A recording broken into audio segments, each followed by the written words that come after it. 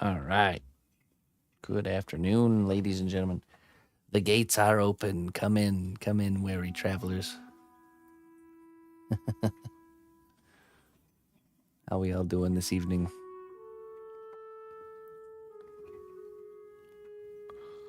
Okay. We're working on our skeleton pirate piece. What's up, Greg? Hello, Andy. Long time no see. Long time no see. Atomic Ben, Fenrir, Bertha.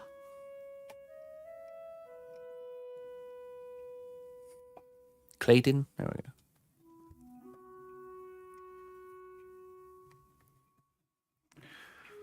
go. Okay.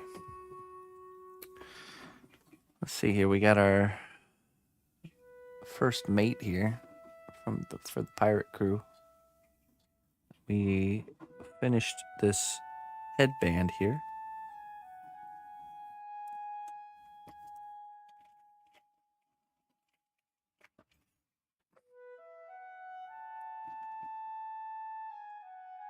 And we painted some C1 separator on there, so we should be able to just take it off. Let's see here. Wiggle it loose. The power of cosplay compels you. Release your hold. Okay.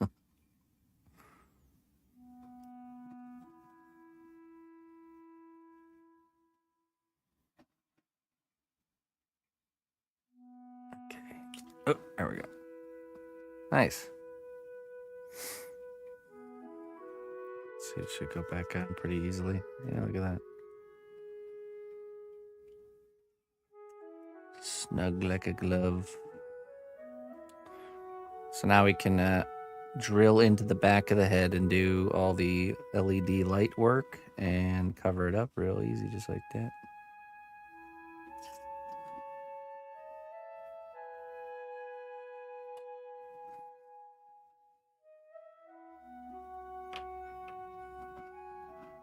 Pretty nice, huh? What's interesting is it's getting like kind of a darker color, like this black right here, from the multiple bakes.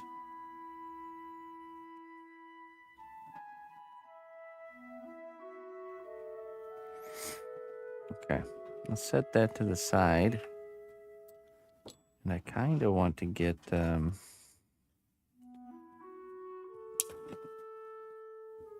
engineering bit on this finished.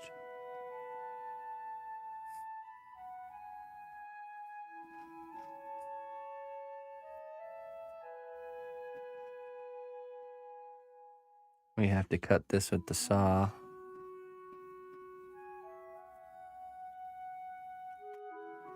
And I also want to get the captain kind of mounted in his actual position here. Which Reaper set do I recommend? Well, start with the starter set. Let me see here. Let me pull it up really quick. Reaper. Now I have the big babushka Master Series paint set. That's like a lot of colors, but you don't need that. I see Bones and Master Series. Yeah, let me go. Let me find it here. Yeah, because the one that was that I had on Discord is no longer there, but they do have. Let's see here.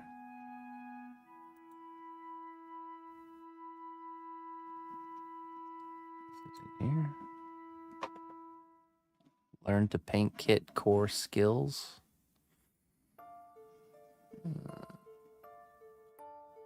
I'm not sure about that one. Let me see.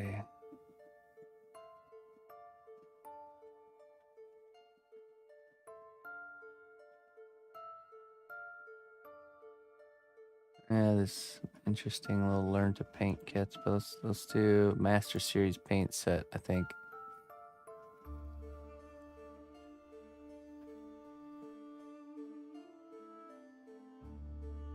Fine, let me find it. Just give me 1 second. Dragon Colors paint set. Ooh. Master Series Paints Core Set number 1. Just kidding.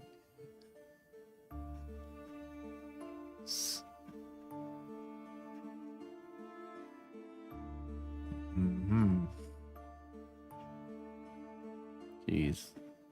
Okay.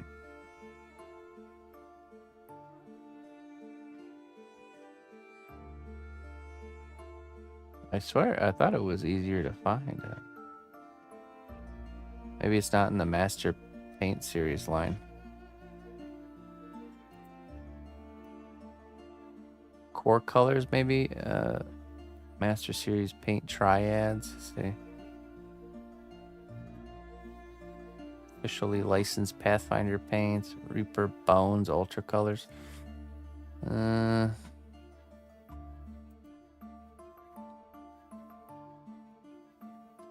no, that's individual ones.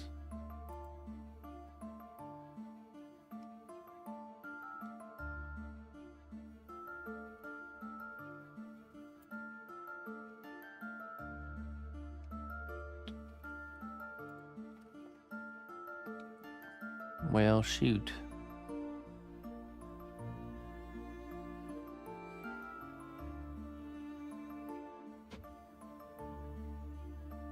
Paint sets. I think they've changed it.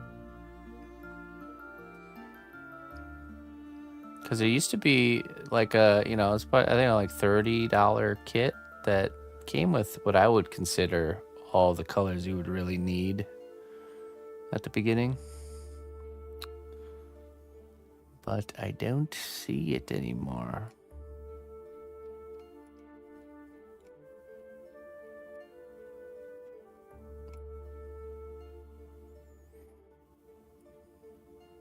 I mean, unless it's the Learn to Paint Kit Core Skills one.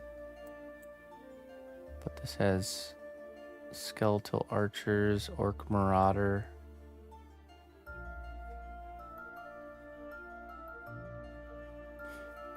It just has... hold on, let's see.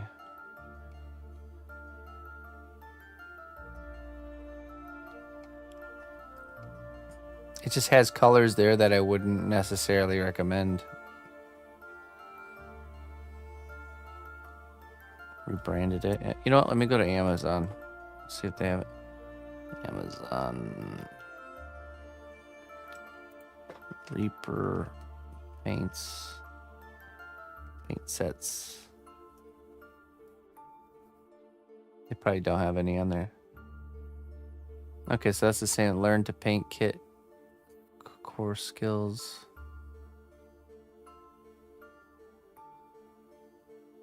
Maybe it's that one, the Reaper Ultra Coverage Master Series Miniature Paint Set number 1. Ooh.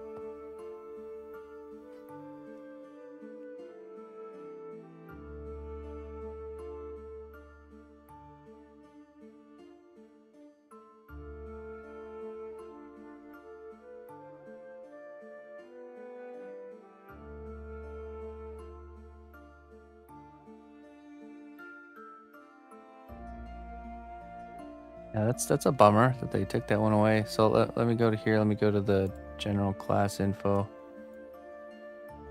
For the class here, you can see this is the one I was recommending here. This kit right here came with, like, these are the colors you really need right here. Black, white, yellow, red, blue, and like a brighter color of that. Even has secondaries with green and purple. Having a pre-mixed brown, a pre-mixed skin. Gray is not super necessary, but it's okay. This off-white bony color is nice, and then having a gold tinted metallic and a silver tinted metallic, because like with this gold you can make all kinds of different shit, like you can make different kinds of bronzes or coppers or whatever. As long as you have a metallic gold, you can add color to tint it one way or the other. Same with the silver spectrum. You know, you can make other metallic silver-based paints as long as you have the silver. You can mix in other colors with it, you know. So it's nice to have all the different metal colors already pre-mixed, but with this set you can really mix a lot of different colors. So yeah, I mean, but yeah, you know, having the primaries, white and black, a pre-mixed skin color, so you don't have to, because mixing skin color is a pain in the butt. I used to mix all my own paints from like literally only primary colors is what I used to use a long time ago, and mixing skin tone was always a pain. You have to make brown, which is, you make orange, you add black, that becomes brown. Then you have to lighten it up with white till you get it kind of close. Then you have to like add a little bit more red back into it, and it's just this. It's very finicky. So pre-mixed skin colors really come in handy. So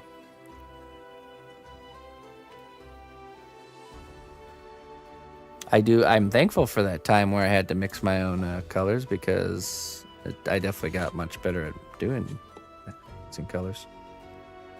Ooh. Okay, we're gonna mess around with some steel stick to get started here.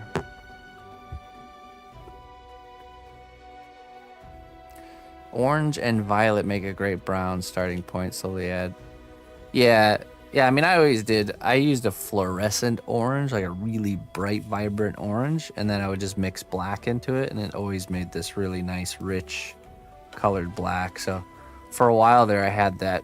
I would always start with the same orange, and that would give me a lot more control with like making the same brown, and then being able to know because if you make the brown in a wrong way, as soon as you start lightening it up, it can become really nasty looking kind of thing. So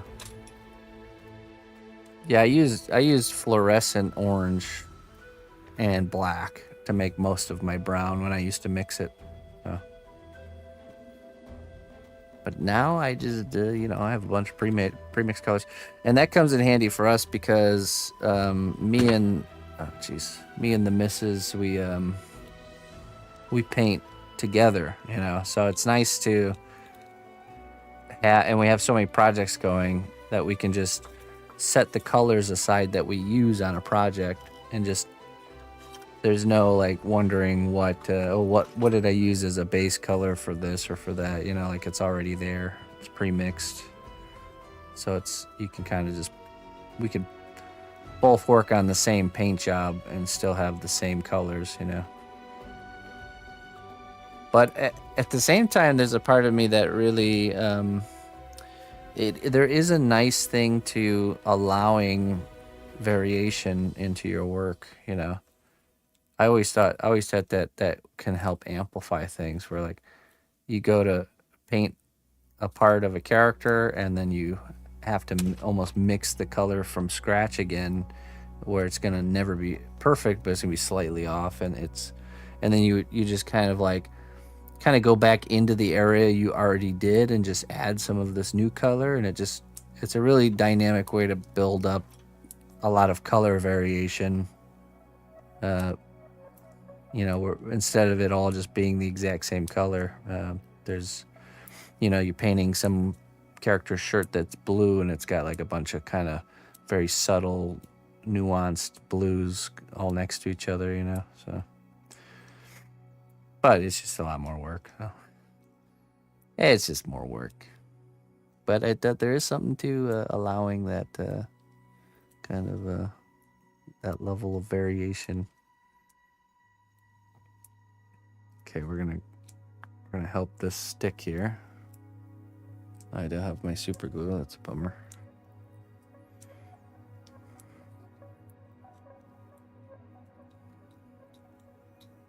I say we could tack this in place, but it's all right. We'll just make it work. Just gonna kind of have to hold this while it hardens.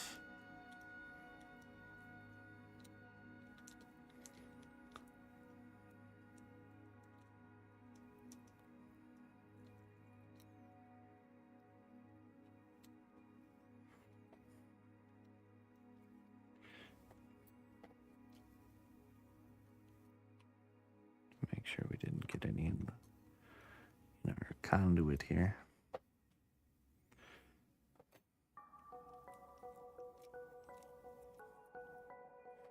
Okay, let's make sure this actually goes back into place.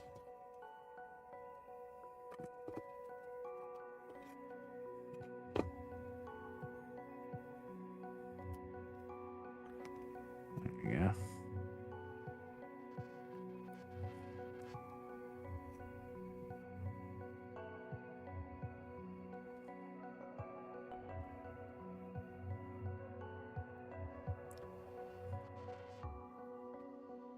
Guess I'll just let that sit for a minute.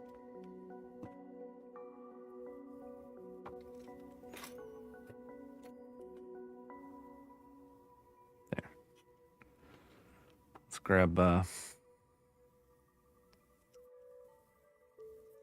grab these barnacles out of the mold here.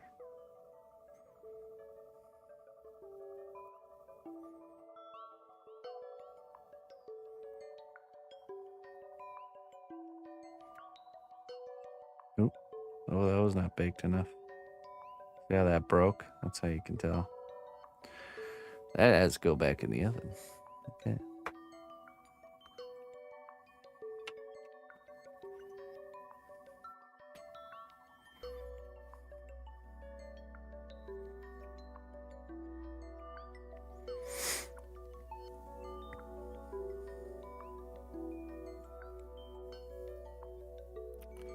Oh, you know what? Let's grab his sword. We'll work on this guy's sword.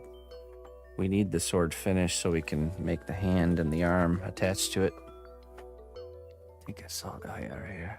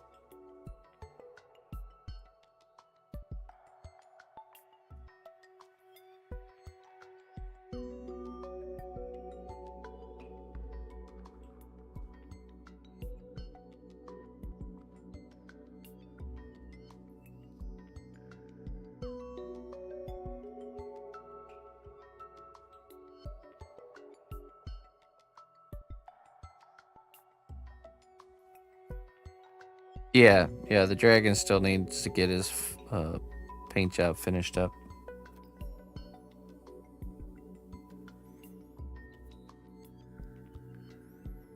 No final reveal yet.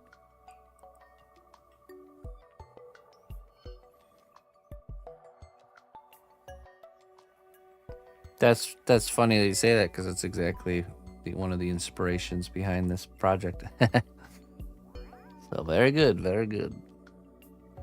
I'm gonna make this a little bit shorter here. We're gonna go to here.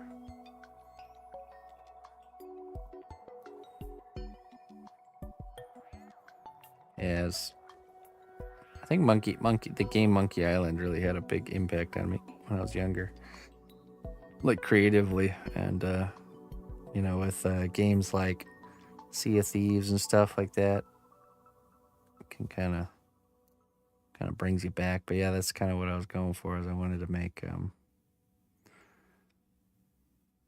make something in that aesthetic, you know.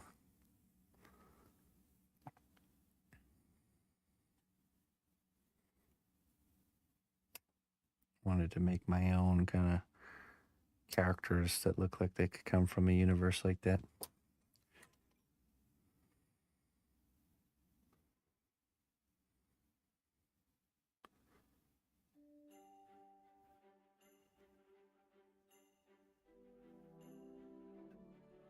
Hey, here's up, Jones. The first mate strikes first.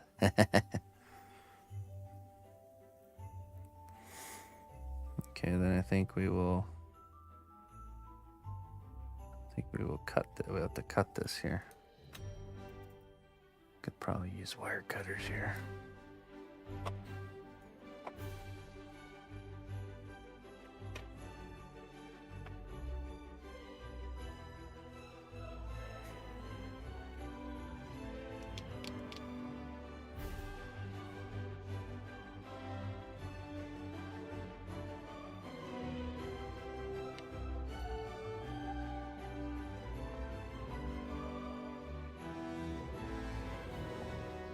Okay.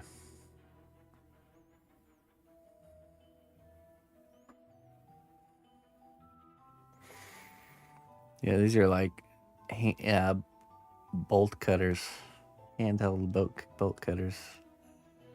Nice to have for them heavier duty cuts. Let's see.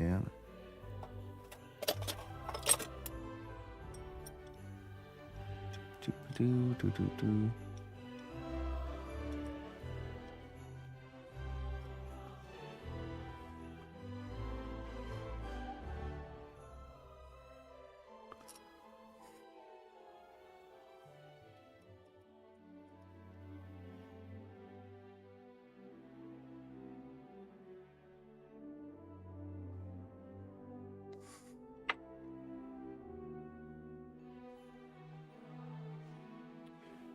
No. I just designed the dragon to not have that wing that goes from the wing up the back. I'm pretty sure. Yeah. Some dragons don't have that, like they do on like Alduin, where it's got that kind of that wing skin that goes up the back.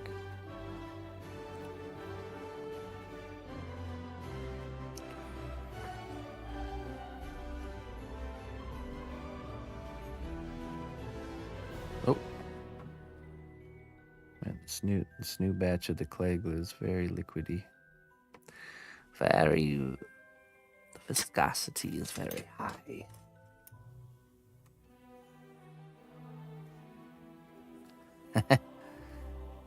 Oh, they have. Almost every tool here has an interesting story behind it. Like this screwdriver here. I can tell you some old tales about this here screwdriver.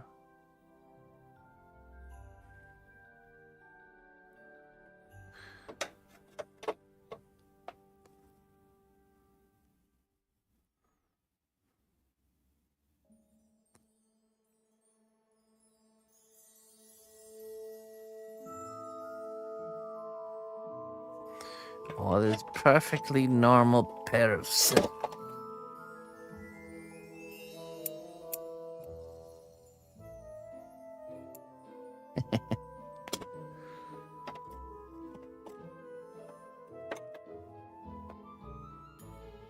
Pray tell.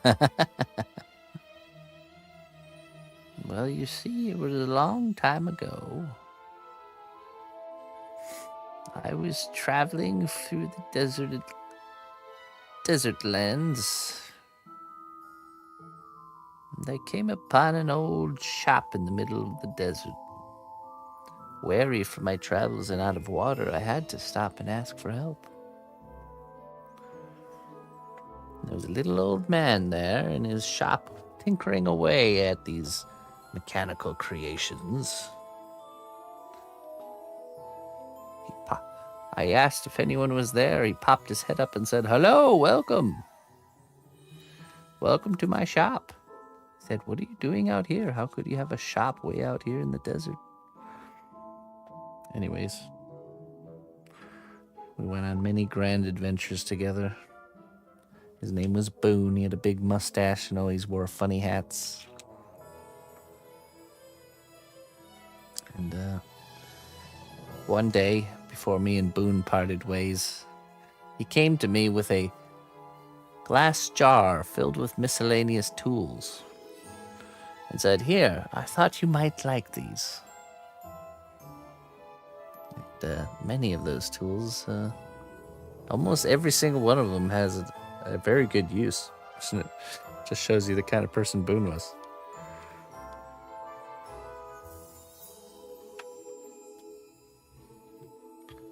He was a tinkerer. You could bring anything with a small engine to him, and he could make it run. Absolute a gnome, if you will. Small engine engineer.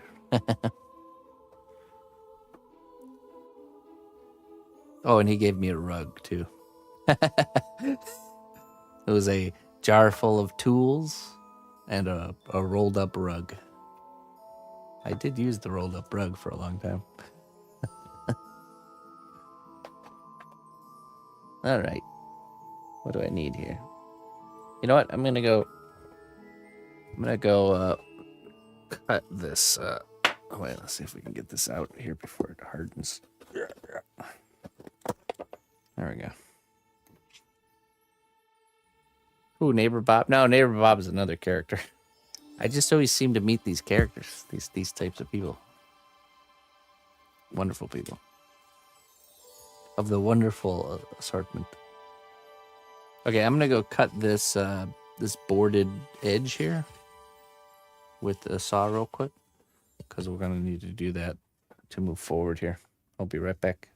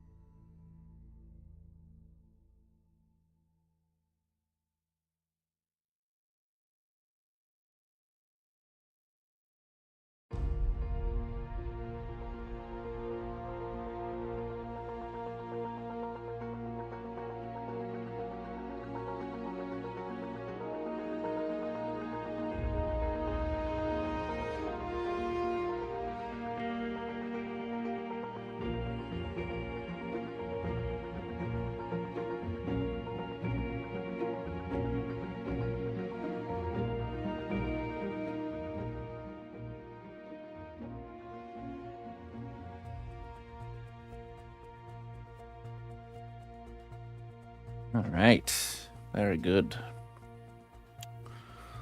A bit of sandpaper somewhere around here.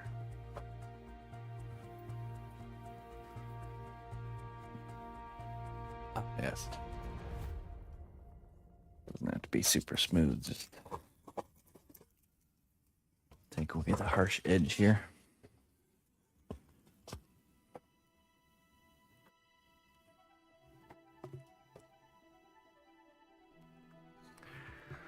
It's pretty windy and chilly outside, that's for sure.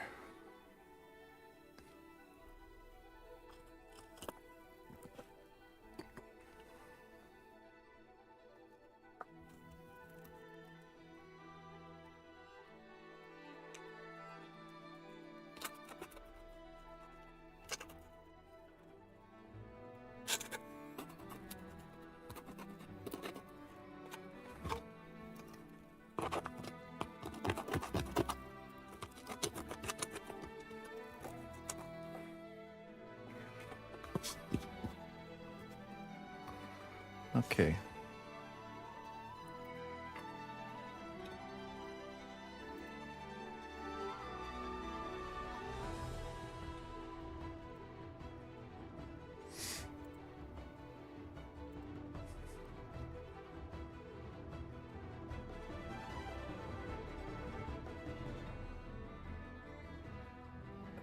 Let's see.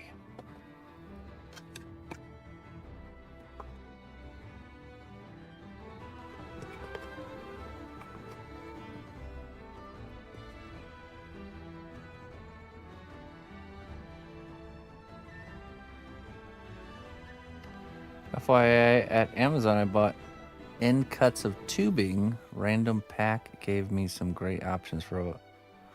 Wait, what? It's like a random pack of just end cuts, like almost like scrap stuff.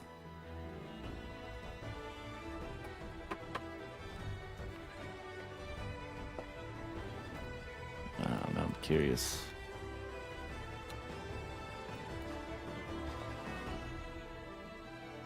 End cut tubing.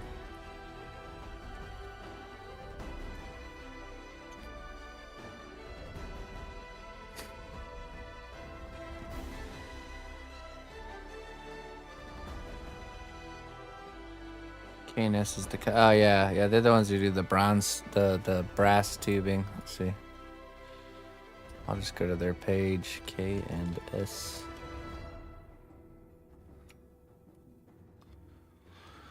Metal cutoffs, assortment of brass, copper, aluminum, and stainless steel, made in the USA. Oh, look at that. That's cool. Yeah, that can be extremely useful. Do you feel like you got a $10 value worth?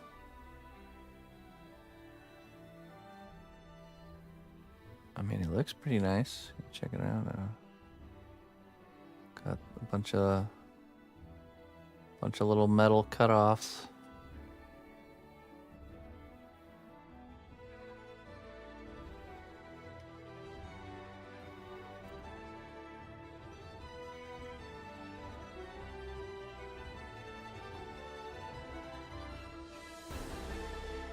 Choice bits, nice.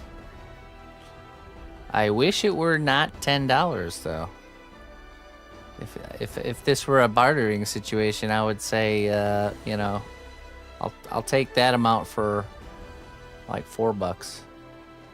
If I were a bartering man, and I am. But let's think about this for a minute. Where would this something like this actually come from? Maybe like a machine shop or something. I think for them, this comes from their factory when they're making like the nice, you know, solid pieces. There's always end cuts and stuff like that. So they're just selling it as a little assortment instead of just scrapping it back down to like, you know, raw material again. Okay. I will hold off on that, but definitely spark some ideas for sure. Okay, so I think the next thing to do here is to put some steel stick on the bottom side of this, so when this slides into place, it won't kind of go down. I mean, it is pretty sturdy here, but I mean, there's a little bit of movement. See that?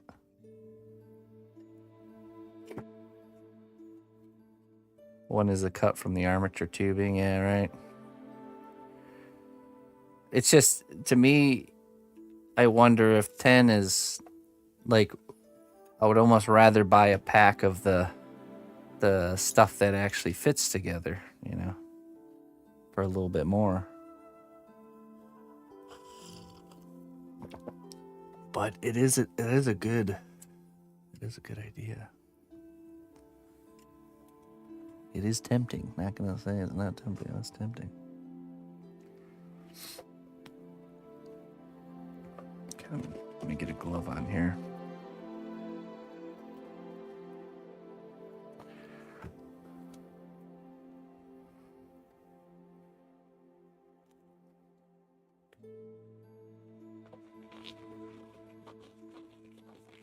I'm tempted on the floorboards for this to actually use like textured popsicle sticks to create our floor here. We might do that. Okay, so we're gonna cut off some more of this.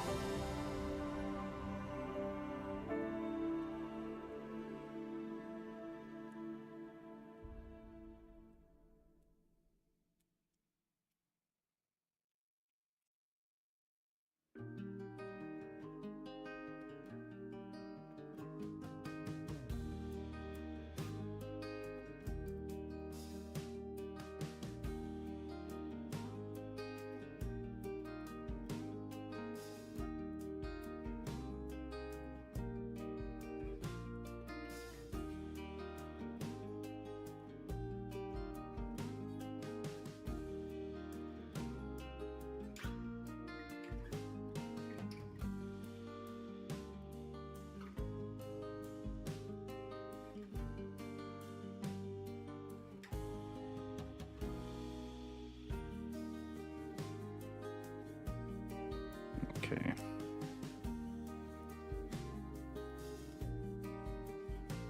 One foot there.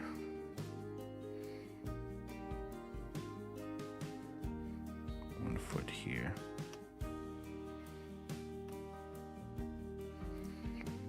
Then we put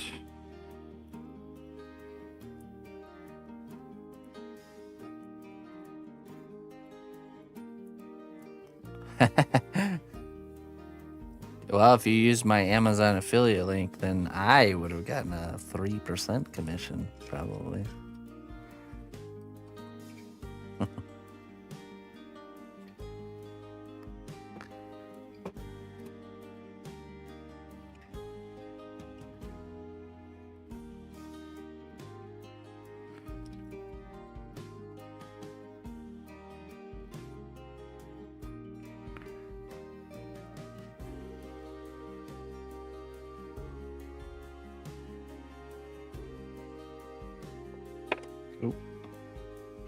In fact, you can use my Amazon affiliate link for any Amazon purchases, and it'll give me a cut as if I sold it to you myself.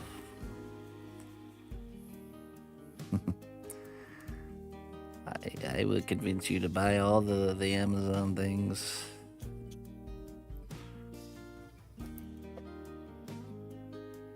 Okay. Let's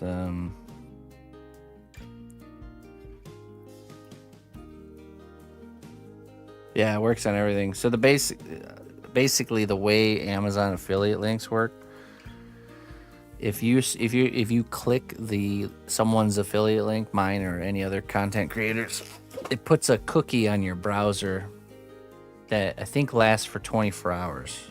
So any purchases made within that 24-hour period get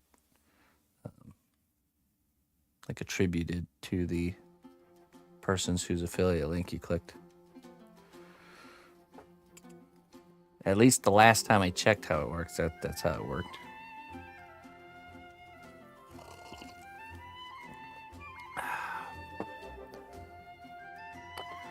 Okay, so let that dry and then we can remove it. Back to our sword.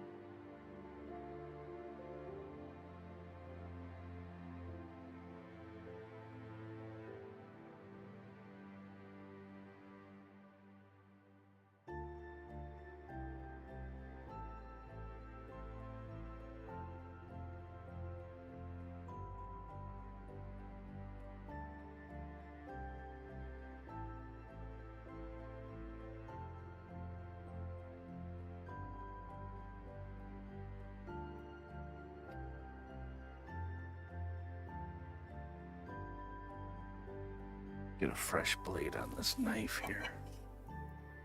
Oh, and let's remove this before it's stuck permanent here. Whee.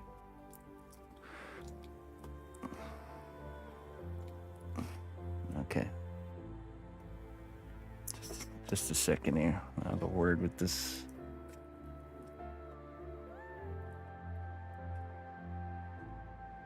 There we go. Step into my office.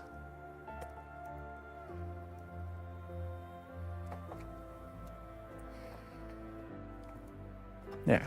So now I have this little slot to put this into. Very supported now.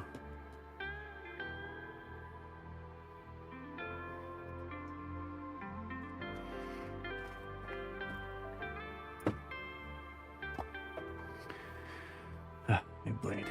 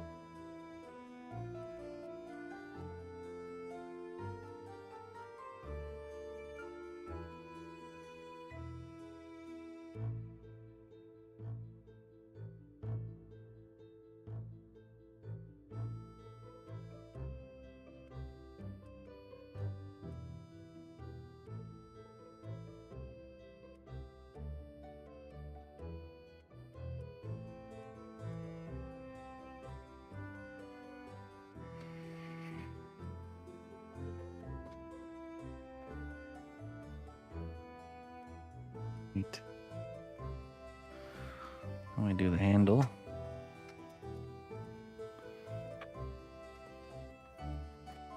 We'll do the guard in a separate layer, I think.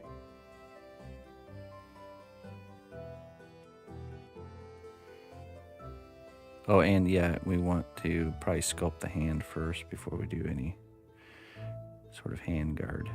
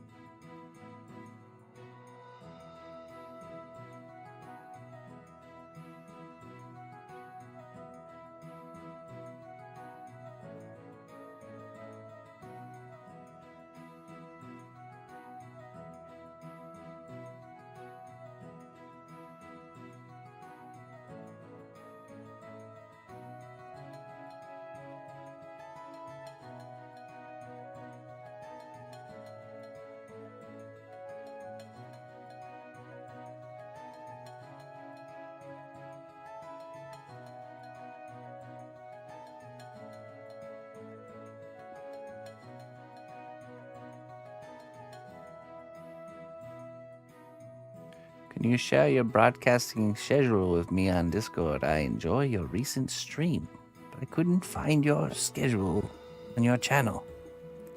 I'm currently at work. Here's my Discord username. Well, no. No, I cannot. I sincerely apologize, my friend, but I cannot do such a thing.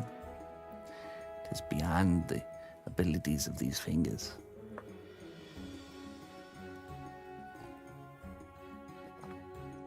I wish I could. I do. I really do.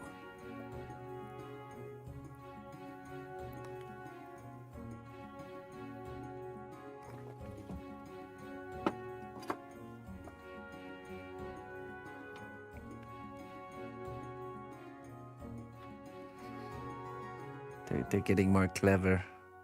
The Discorders. The Discord scammers.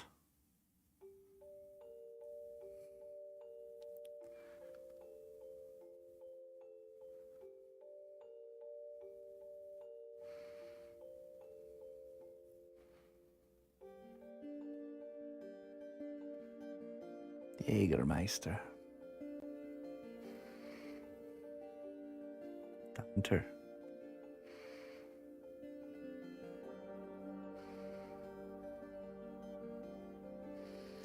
Hey, Sarah. Thanks for the raid. Welcome. How was your stream?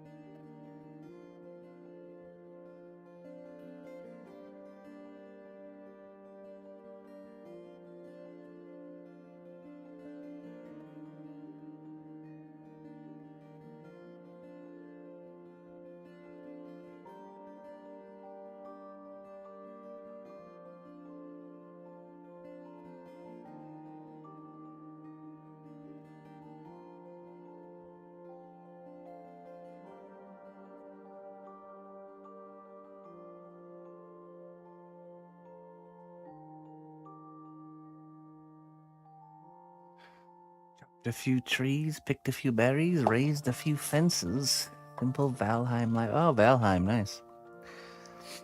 Have you tried? If you like Valheim, you should give. Me and the missus just got done playing through Return to Moria. It's really, really good, and it's got that. It's got some Valheiminess to it, just less grindy. That's all. So, and it's of course it's very story driven. You're in the mines of. You're returning to the mines of Moria after the fall of Sauron, and reclaiming it essentially. So. Hey, what's up, Rob? Hey, sorry to hear that, my friend. A storm is a brewing, huh? Weathering a storm of life.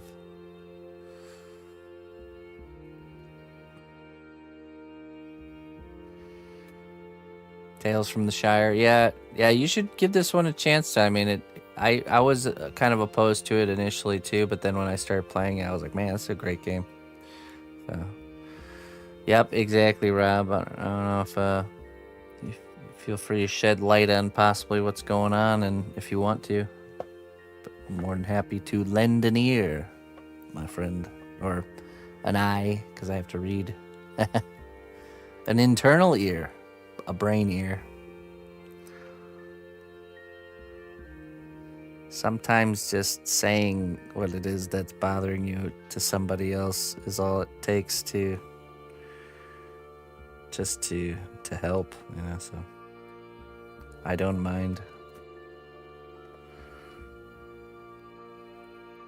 When you have an issue going on and you articulate it to somebody,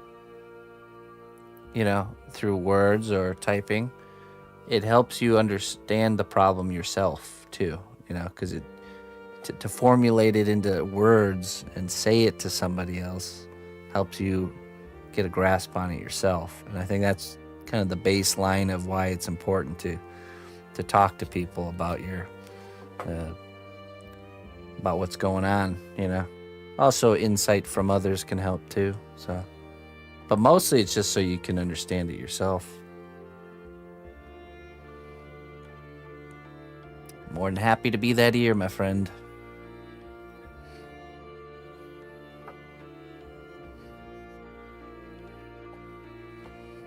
But you definitely not, if you're not comfortable doing it, I totally understand. And whatever it is you are going through, yes, it's just a storm. It shall pass.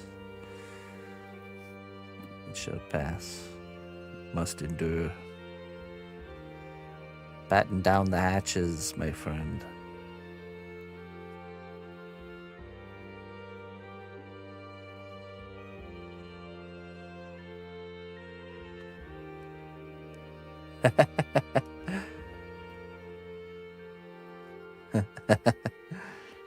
Yeah. There is a lot of that in our current day and age, modern society, where, people will ask how someone's doing and,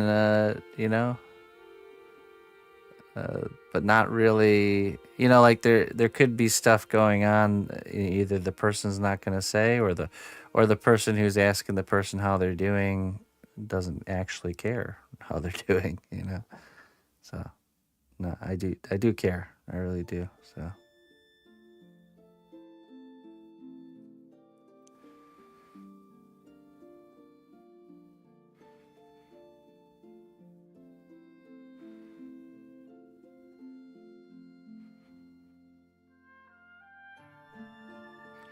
Anything to help my fellow humans. We're all living this human experience together.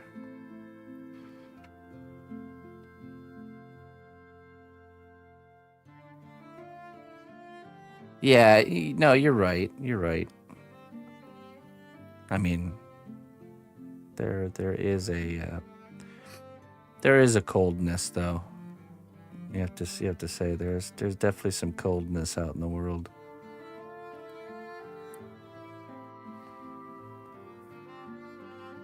But of course, that's not everybody.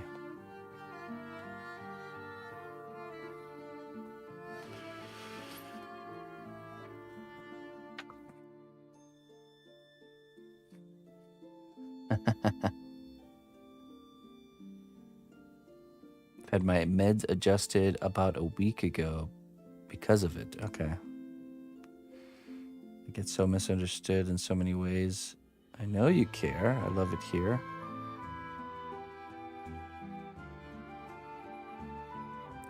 I ships be here more often. I should be here more often. Okay. Yeah.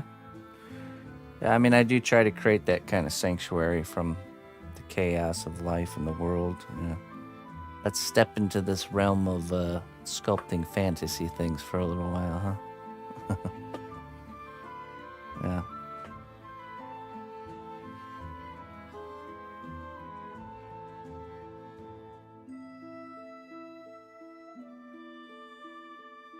So something to do with work or like what you said, just people not really understanding you.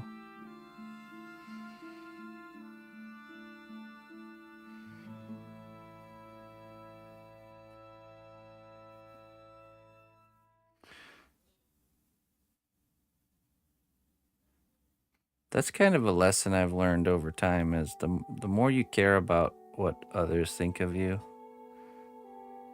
the more miserable you're going to be and the less genuine to yourself you're going to be. If you can really just be true to yourself and not care about what others think, it's really true freedom, you know. So true freedom. So you know what? I'm going to say things that I'm going to say, and I'm going to act the way I want to act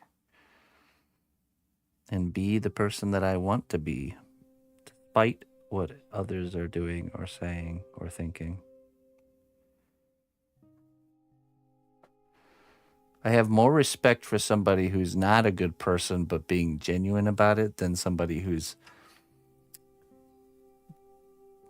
you know, being fake. You know what I'm saying? Like not being, like pretending to be someone who's good but inwardly are not, you know, like that disingenuousness.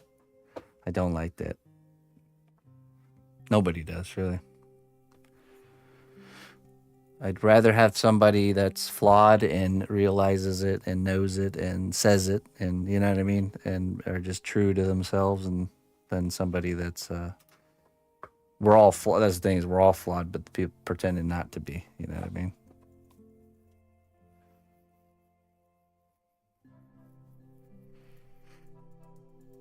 It's taught and acquired. You got to work at it. Yeah, it's true. You do. Yep. And it's easy to kind of lose grip of, you know, to kind of get pulled back into this realm of caring too much about others' thoughts or perceptions. It really it is something it's an active practice, and if you stop practicing, it starts to, you know, drift back into that. Oh, that's good, Rob. That's a person to talk to. Honestly, I think that's one of the like I said, I think it's one of the main reasons why therapy works. Just the ability to, like I said, to have somebody to listen to you, to say what's on your mind, to form it into words, to get to the bottom of it. Yeah, it takes work sometimes. Sometimes, like I said, there's issues and things going on, and you just can't. You don't even know why. And you have to talk to people in order to figure it out. So that's good. That's why I don't leave here.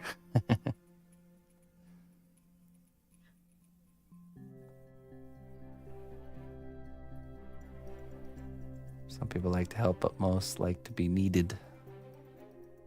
Interesting.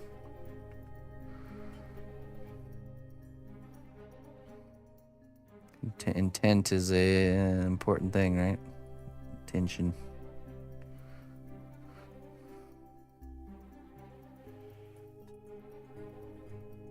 Okay, we're gonna do a textured brushing here.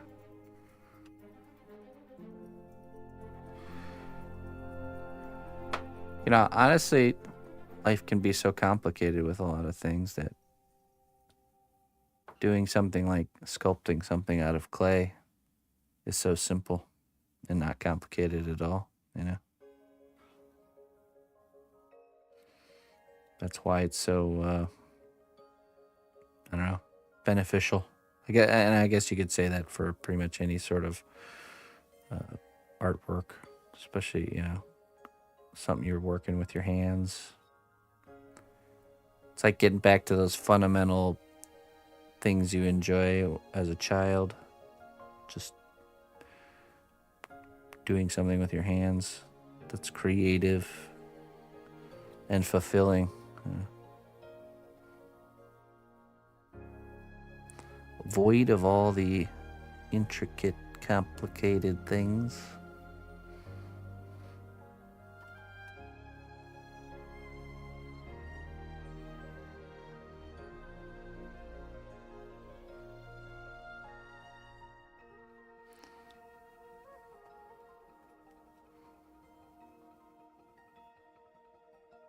What, that you have to go to therapy? Or that you are going to therapy? That part?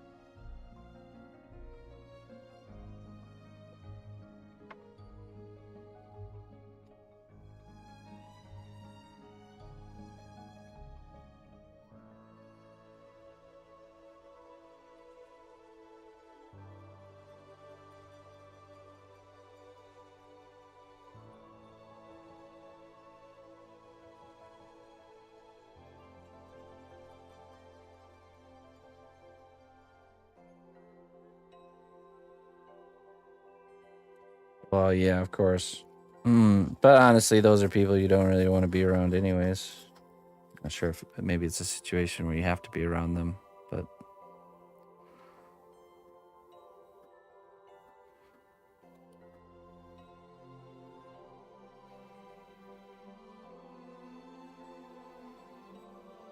if it's optional, then you just gotta cut people out of your life that are no good for you.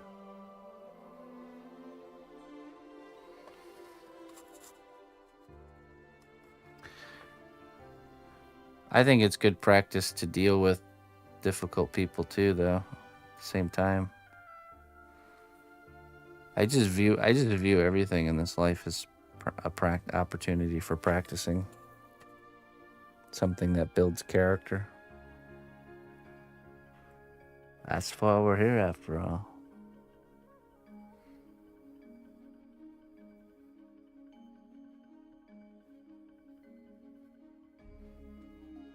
Get good at sleep. Oh, yes. That's true. That's very important.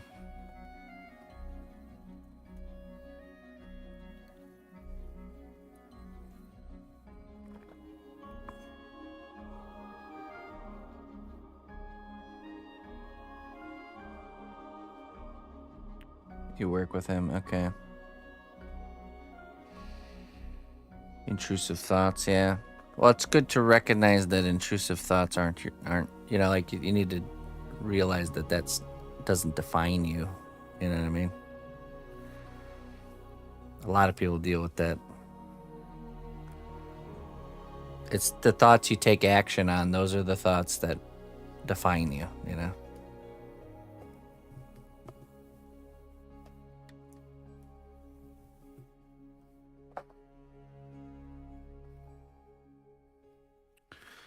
Practicing quieting your mind is directly linked to being able to get to sleep at night, to be honest. As I found, so, you know, hey, what's up, Walmart? How you doing? If you meditation is a very difficult thing to do, and the idea is you're trying to sit there and not think about anything. So when you have a thought pop into your head, to like not engage with it, you know, to almost like clear your mind to like a blank slate. It's very difficult and frustrating to do. A lot of people think it's like this peaceful, relaxing thing, but it's not. I personally like, instead of the focusing on nothing version, it's the focusing on one thing and not letting other things kind of break that focus. And so you're trying to do this over and over again, and you essentially are failing at it over and over again, but you don't realize it. But each time you're getting better at controlling your ability to stay focused on one thing and not be like kind of redirected out of your control kind of thing, you know? So again, a very valuable thing I've learned through the process of becoming a sculptor, to be honest. It has that meditative, I'm very focused on one thing for extended periods of time. And this transitions over into my the rest of my life too, not just sculpture. I have an ability to really just focus on one thing, or to not focus on some things, you know, like to turn things that are detrimental off, you know. So the battle of the mind.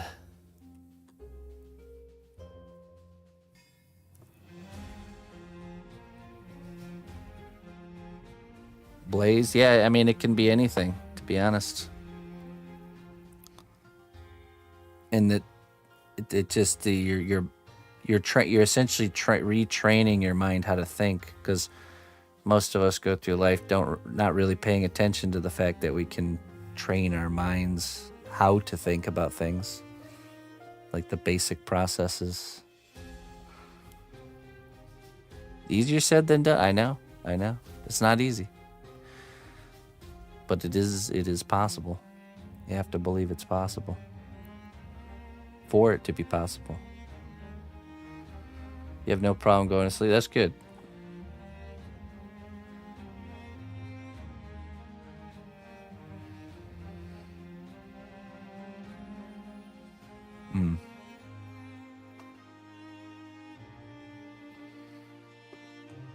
So is there an altercation with this person at work that's kind of flaring up this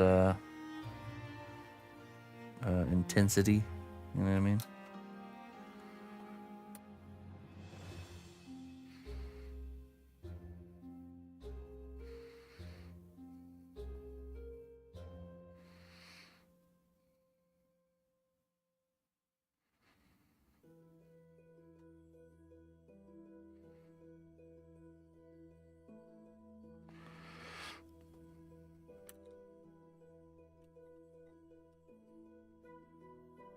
Or is it just somebody that thinks ill of you and made it known, kind of thing?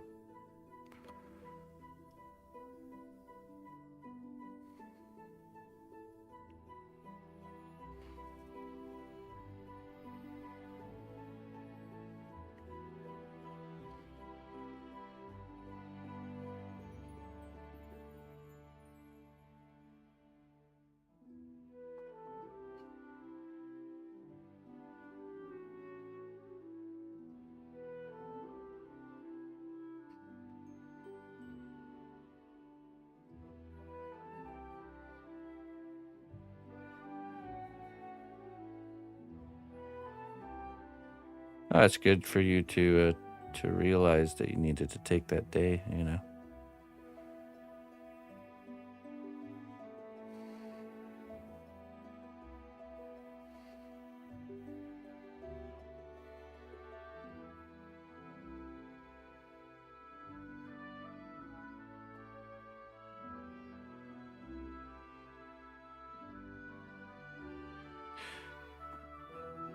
Yeah, you should, especially if there's wrongdoing.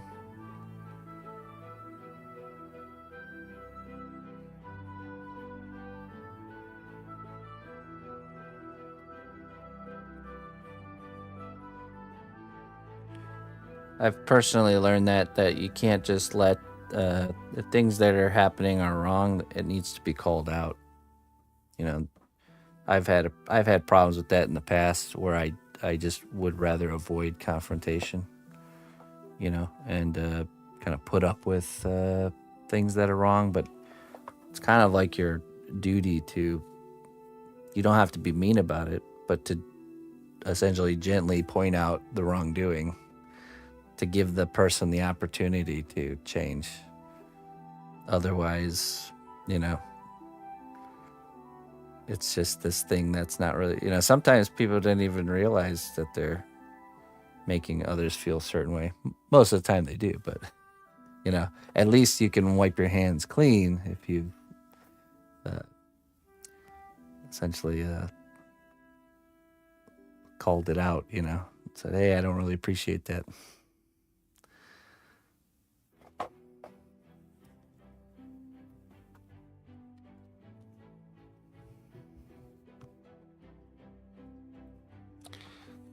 Because then after that, you can certainly,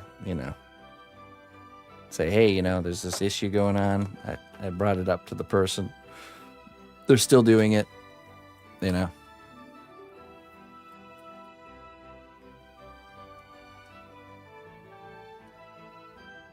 Oh, I see. Oh, I see. Okay. So he's just straight up just kind of like calling you names. Yeah, that's not okay.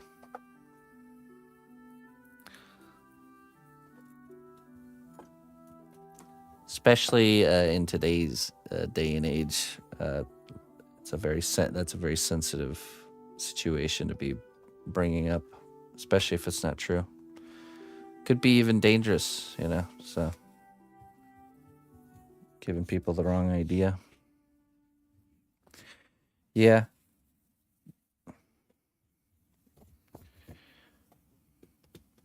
Yep, I would. There's a reason there's HR departments, and that's a perfect reason for it right there.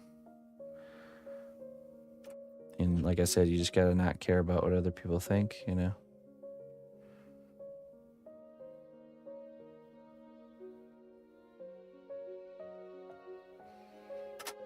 It's essentially just like another form of bullying.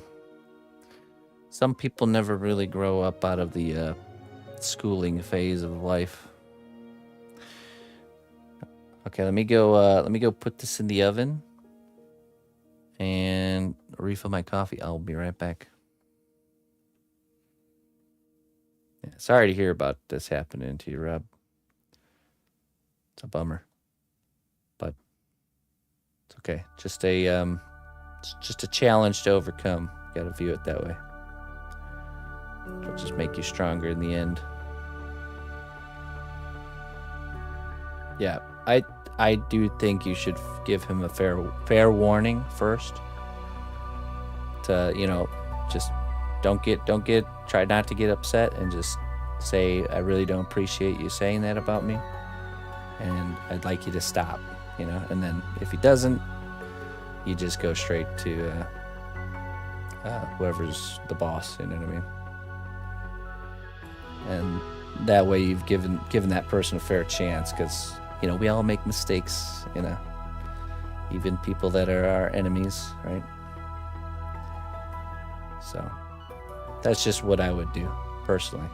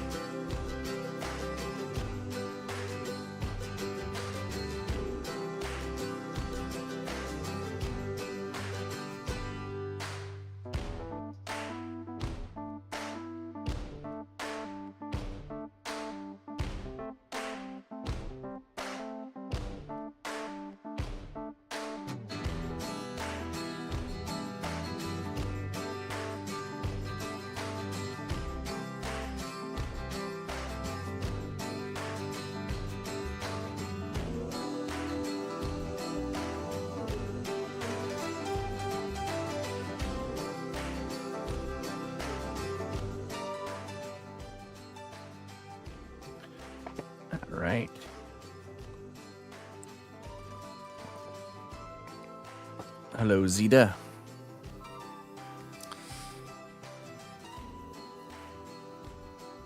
Let's see what it says.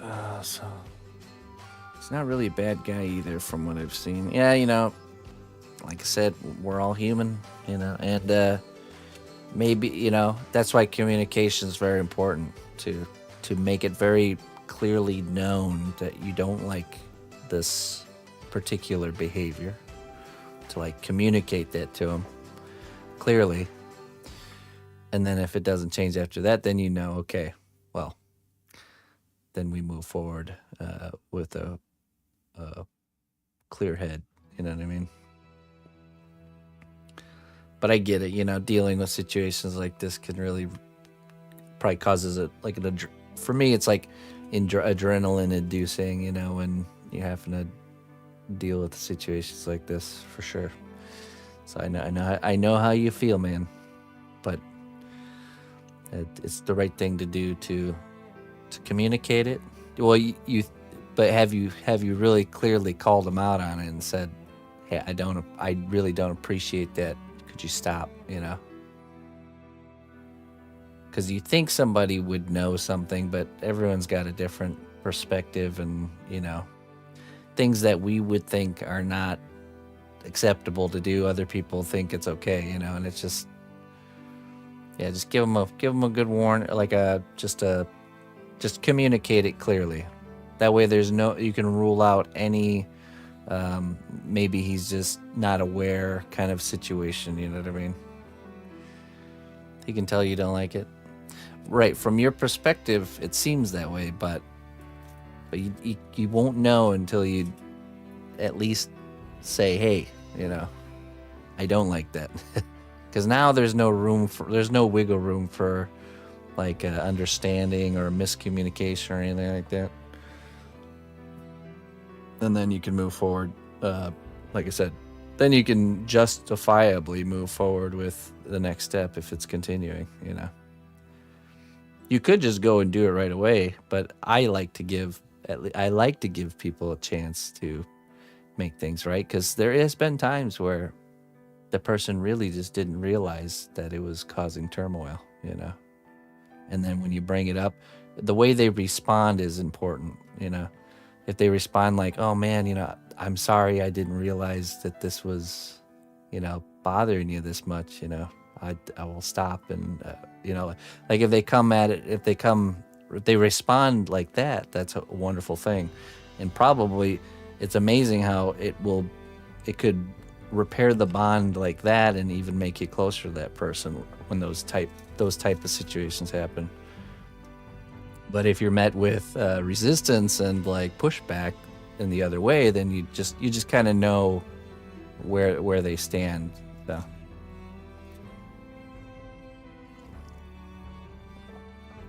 I always like to think making mistakes is not a problem. It's how we respond after the mistake is the problem. Because everybody makes mistakes. Not a single person that's existed has lived life mistake-free. So we have to.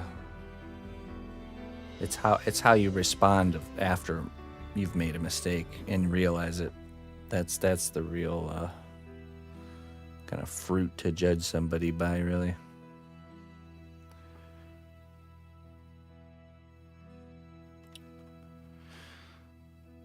Hey, what's up, Soldier Dude? How you doing, man?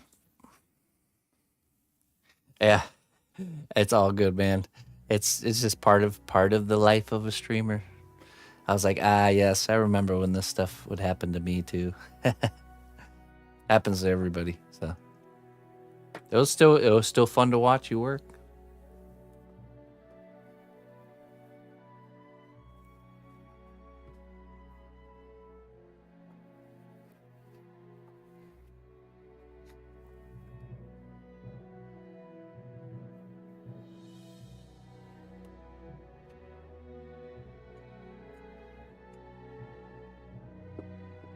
Right. Yeah. Yeah, and like I said, I don't know the situation. I'm not living it like you are, and I'm just trying to express how I would deal with something like that. and maybe that is right for you, maybe it's not. All I can give you is my own perspective when dealing with stuff like that, because I have dealt with things like that, and sometimes it works out wonderfully, and other times, you know. Yes, I've had both of those results happen with that, approach. Either met with stubbornness and pushback, or you met with, apologies and everything fixing itself,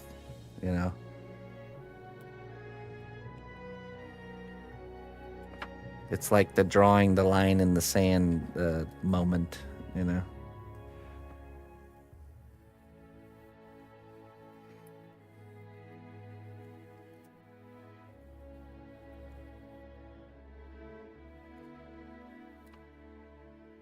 Yeah, the paint job's looking good, man. Really, really nice on the gun. I'm excited to see you hit the finish line on that one.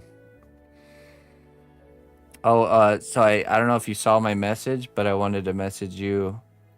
So there is a cable you can get for the camera that has like a right angle bend right when it comes out of the back, and that gives you more space so you can get this kind of closer to your chin.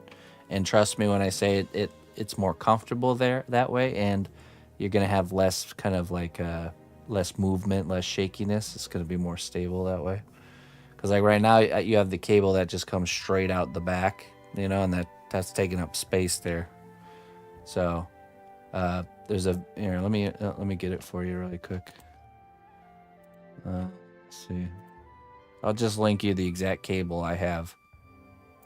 It's like $14, but yeah, it's designed for VR headset, so it bends immediately right after it comes out the back, so it just goes off to the side, which is will be a game changer for you. Let's see, what was it? Cable. Yeah, this one here. $16.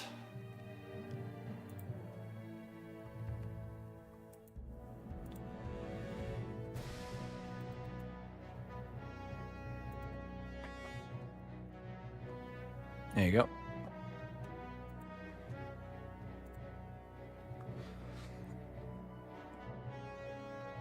I'm imagining it's a the USB-C.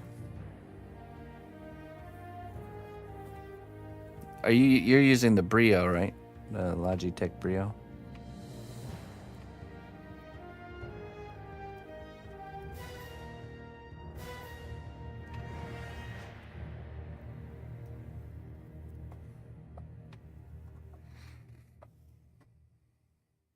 Yeah, it's a good solid camera. No, it's a good one. And then do you use manual focus on that, or are you using autofocus? Can't remember if I saw that or not. Because that's one thing I learned early on, is to use manual focus and just kind of get used to where each number. Okay, yeah. Get used to like what numbers you need for, like, if you're looking at something further away. Like I have different numbers where I know where the range is or the field of view, and you just get familiar with, where to hold things, how to hold things, and it just becomes automatic where everything's in frame and stuff. So you're on the way. You're figuring it out. You're doing good.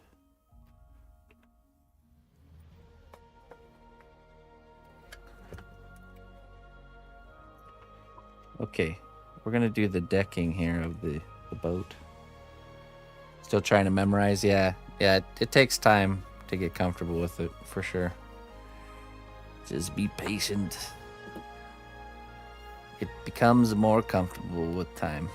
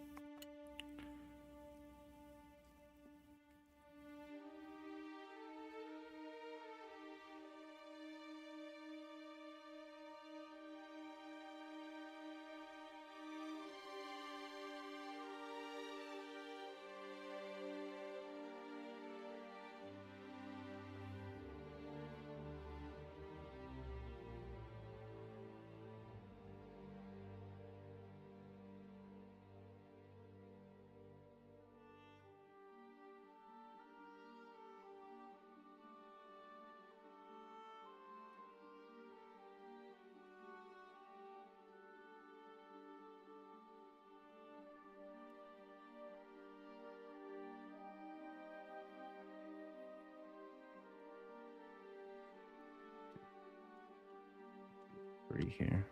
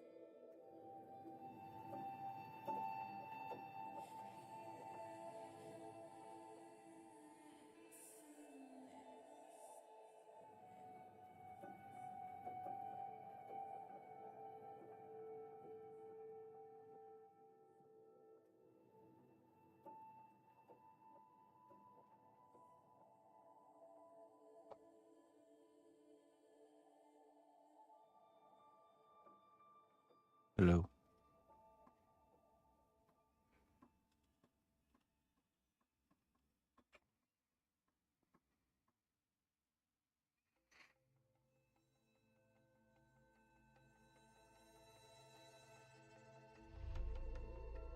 Okay, maybe we'll roll out another piece here.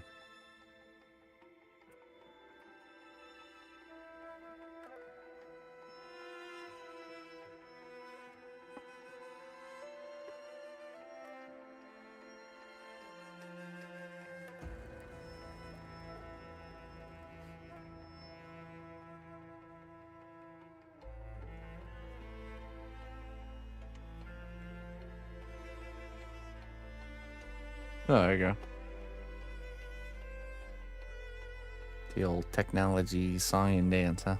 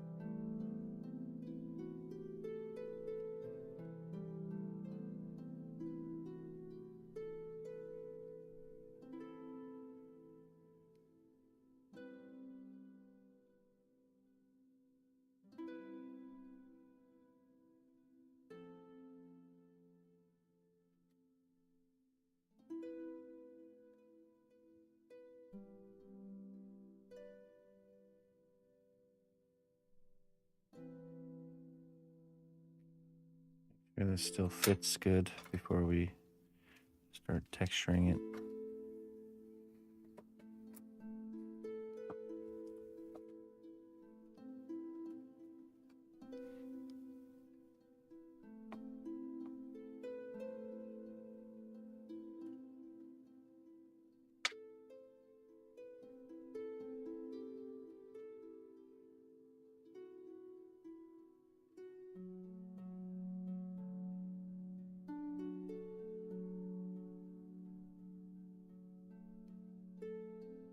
Yeah. Yeah, revitalizing old clay definitely is a pain in the butt. Not impossible though. I used to uh I used to use Sculpey obviously before Cos clay existed, and my local Hobby Lobby or arts and crafts stores would always have really old dry Sculpey that would never have like fresh and new stuff. And I finally um, decided to confront the store manager about it and say, "Hey, look, this is unusable material," and like open it up and show him, that you can't even, it just crumbles. You can't squish it with your hands. It's very unusable, essentially. And so he decided to, he was reasonable, of course, and was like, "Well, I'm gonna get rid of this and order some fresh new stuff, straight from Sculpey." And in that moment, I had known, because I had worked retail, that what they do is they call zeroing it out, which is they make it worth $0 in the system and they literally throw it in the garbage. So I was like, "Hey, that clay can be restored, but it takes a whole lot of work, to restore it. So I will buy all those dried old boxes from you for $1 a box." one pound. So, and he said, "Yeah, sure." So that worked out. So once I got through the initial wave of dry old clay that store had, it was all fresh and new after that, because at this point in time, that particular store probably had those boxes sitting on the shelf for years before someone like me came along and needed to use polymer clay or use Sculpey. So who knows how long they were sitting there. But yeah, so I'm very well versed in so I took all those boxes of clay home and I totally restored them and revitalized them back to workable material. And does Cos Clay have any upcoming products that I'm looking forward to? They're like the mad scientists of the polymer clay world. They really are coming out with new stuff all the time. I'm sure we'll find out some new stuff coming down the pipeline. I plan on getting them. I'll bring them in occasionally, the makers of the clay, to do a live Q&A, and they usually spill the beans on new stuff. One of the clays that they had mentioned, I don't know if they came out with it yet, is Cos Clay Ultra Light. So it's the same clay, same like workability and everything, but it's like half the density.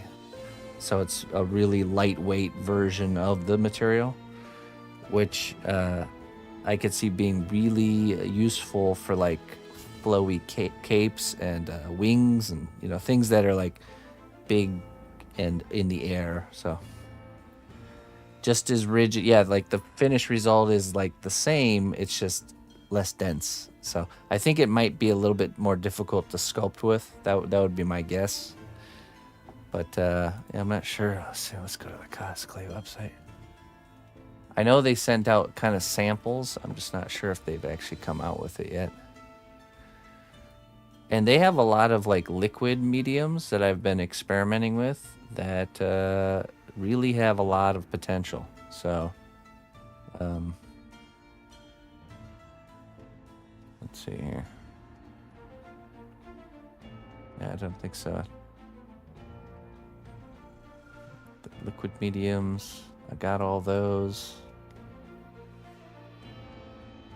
What are the liquid mediums for? Well, I mean, what it is the clay glue that I use here is like a really liquefied version of the clay to help it stick to things. But these other liquid mediums are more of like, they're thicker material. So here's an example of a use that I've discovered. So I used cotton balls and I unraveled them and I kind of drench them in this liquid cosclay, and you can see it creates a really cool effect here. I actually these rib bones, instead of sculpting them, I put on multiple layers of the liquid medium until the rib bone was kind of filled in. So instead of sculpting them, I just used the natural self-leveling function of the liquid mediums to kind of add. Like right now you can see the wire, but once this is painting you won't see it, because this is transparent because of that's what the liquid mediums are. They're very transparent. So yeah. And then another liquid medium that's got so many this is Mr. Bendy Bones. Yeah, well, this piece is it's a personal project that I have. So it is available for anyone that might want to give it a home. But it's this is the first character I made for it, and he's the captain of the ship, and he'll have LED lights in his eyes. So imagine like a single dot, kind of like that cartoony type floating dot inside of the cavity, and then a glowing rib cage on the inside there, kind of like that bluish celestial light. And then this guy is the first mate, and he's gonna be, here's our ghost ship, which we're working on here. He's gonna be right here on the front of the boat like this, and he's going to be holding his sword, which we put in the oven. He's just going to have one arm, and the rest of him is just missing. So he became kind of like a part of the ship, So he's going to be kind of holding the sword up like he's like the first one to hit. But anyway, so I plan on putting LED lights running the wire through this tube, and then right here into the back of his head, right? So I would have to usually cover up all the dremeling I'm going to have to do back here. So instead of needing to worry about that, though, what I did is I used this C1 separator. This you paint this on the surface. It creates a barrier that stops the clay, any future additions, from sticking to it. So I was able to use that, and I just painted it on there, let it dry, and then I sculpted right here.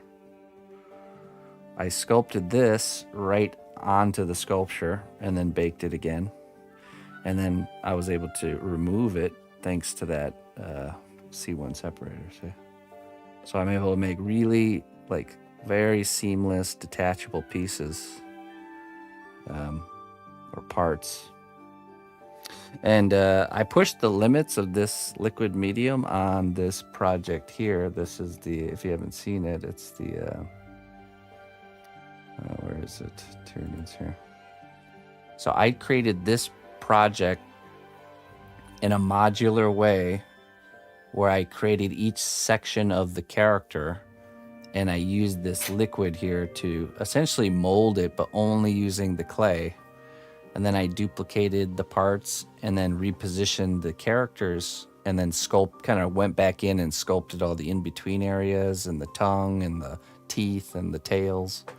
And I was able to make 3 characters that are unique in the time it would normally take me to do one or even a partial character. So you can see here I got, I'll kind of show you what that looked like. So that was a huge successful experiment, really pushing the limits of this liquid medium here. You can see, so what I mean by modular is each section of the character that's not really flexing, bending, or moving, I made, so here's the head. I have extra pieces because I made too many, of course, but so, and then, here's half of the torso. This is what the mold side looks like, but it's all just clay. It's all cos clay. So I made that's wrong. There we go. I made the original out of cos clay, baked it, And then painted the original with this stuff, let it dry, and then I smushed clay onto the detail to kind of create that mold. Baked it, took it out, removed the original, paint some of this stuff in there again, let it dry, and then you just smush clay into the mold, bake it, and then you have a perfect duplicate. So that's been a really, really big game-changing technique for me. Not only for, like, it's not really something I will use a lot for making a full character like that, but the big application is creating greeblies or bits. I would show you on this. I have one for this particular project where instead of sculpting a million barnacles on this ship, I've made a mold of like a bunch of different ones, you know, about 5 or 6 different ones, and we're just going to duplicate them using this method. So it's like accelerating detail production, you know, and doing repeatable things quicker and easier. Like here's some greeblies in here. Let me just show you. Like I mean, here's the first one of this, and then I duplicated it. Let me see if I can find a copy in here somewhere.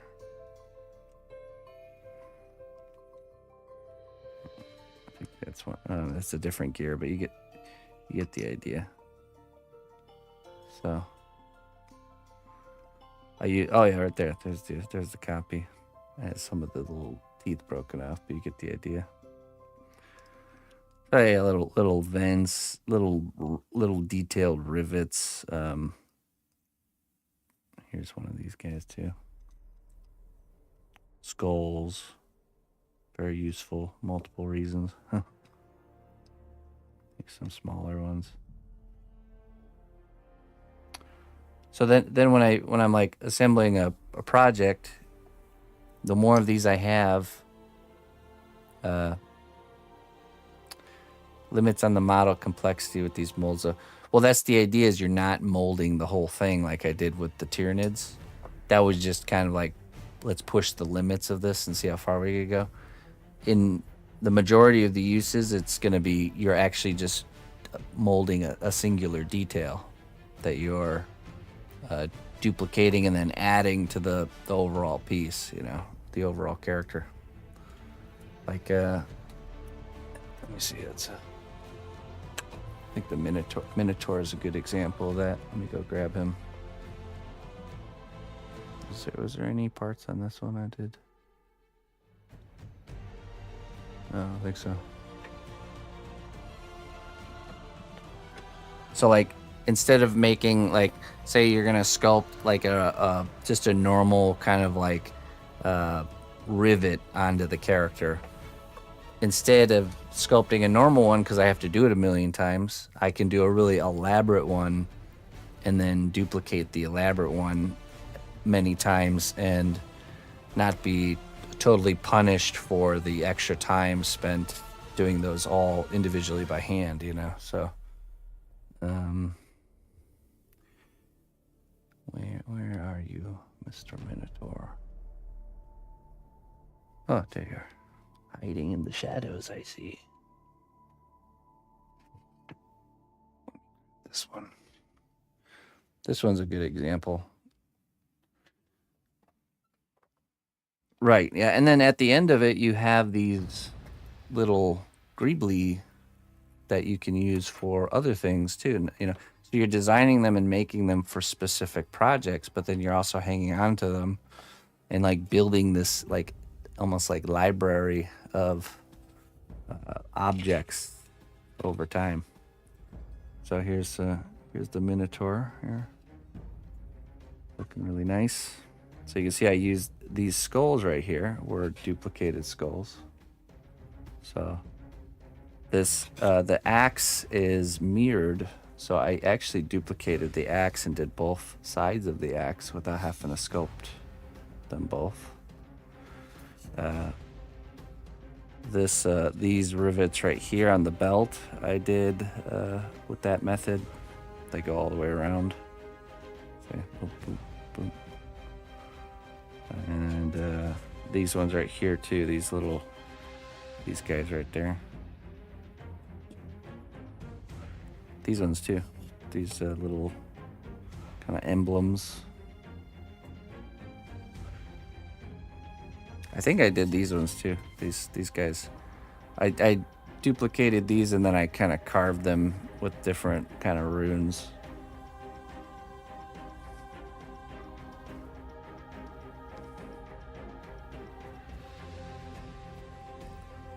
No, I don't think so. I really don't.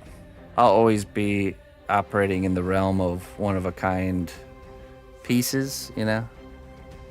I'll never be like making limited editions of things. I don't think so. I think I'll just always stay making the one-of-a-kinds. So it just, here's the thing. When you run the numbers on it, it really doesn't amount to much. It's a lot of extra effort, and actually, I'm doing something I don't even want to be doing, which is like repeating the same thing over and over and over again. You know, I like that we finish a piece and then we move on to the next one. You know what I mean? Like, not okay, I finished a piece. Now I gotta mold it, cast it, sand an arm 20 times, and like glue them all together, paint them all. It's just a completely different type of work. And the idea is you can create like a limited edition, and then people can get that piece for a lesser cost because it's like the cost of production is split amongst the units, right? That only really works well on like bigger scale, like on a bigger scale. Because like, let's say you do like a limited edition of like 20 of them or something. Once you run all the numbers and do the math for like production costs and everything, it ends up being the same, if not only just a little bit more than if you just did a one-off or one-of-a-kind piece. Which, and that's only if you sell every one of them. You know what I'm saying? So there's a risk there of like, you make something that would be a limited edition, you put up all this upfront effort, essentially, and material and time. And then if they don't all sell, or if none of them sell, you really are eating it's just a more risky, I guess, model. Which, of course, you could do like Kickstart, or you could Kickstart like a limited edition or something like that, or have some sort of like pre-order system where it wouldn't be like that. But it's not like what I want to do. I very much enjoy doing one-of-a-kind pieces, and I think I'll always do that if I can. Yeah. But it's an avenue I've thought about and I've looked at, of course, and I had this probably about maybe like 2 or 3 years ago. I had this kind of crossroads moment of like, there's so many different directions you can go with, just a craft like this, or any craft really. And I just realized I should really just focus and fixate myself on kind of a niche or a particular avenue, right?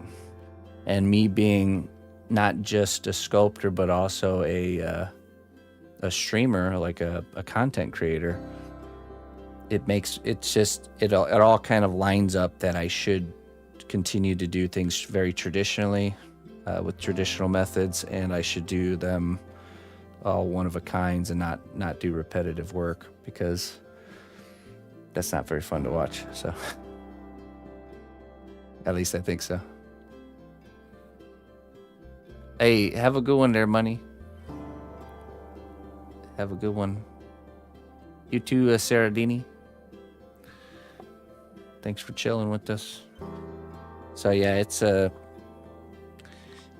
good realization to have, because it's so easy to get kind of split with time. You know, there's just only so many hours in the day, and it's easy to kind of get like almost like scattered too much, you know, where it's like, what are we doing? Where are we going? It's good to really figure out, okay, what do I want to be about, and what's kind of my thing to offer the world, and just really fixate on that. So I don't even work a job, and there still isn't enough time. There's never enough time. And that's why you have to make decisions like that. You know, you have to really, if we all could do everything in the world, you know, then we wouldn't really need each other for doing things, you know.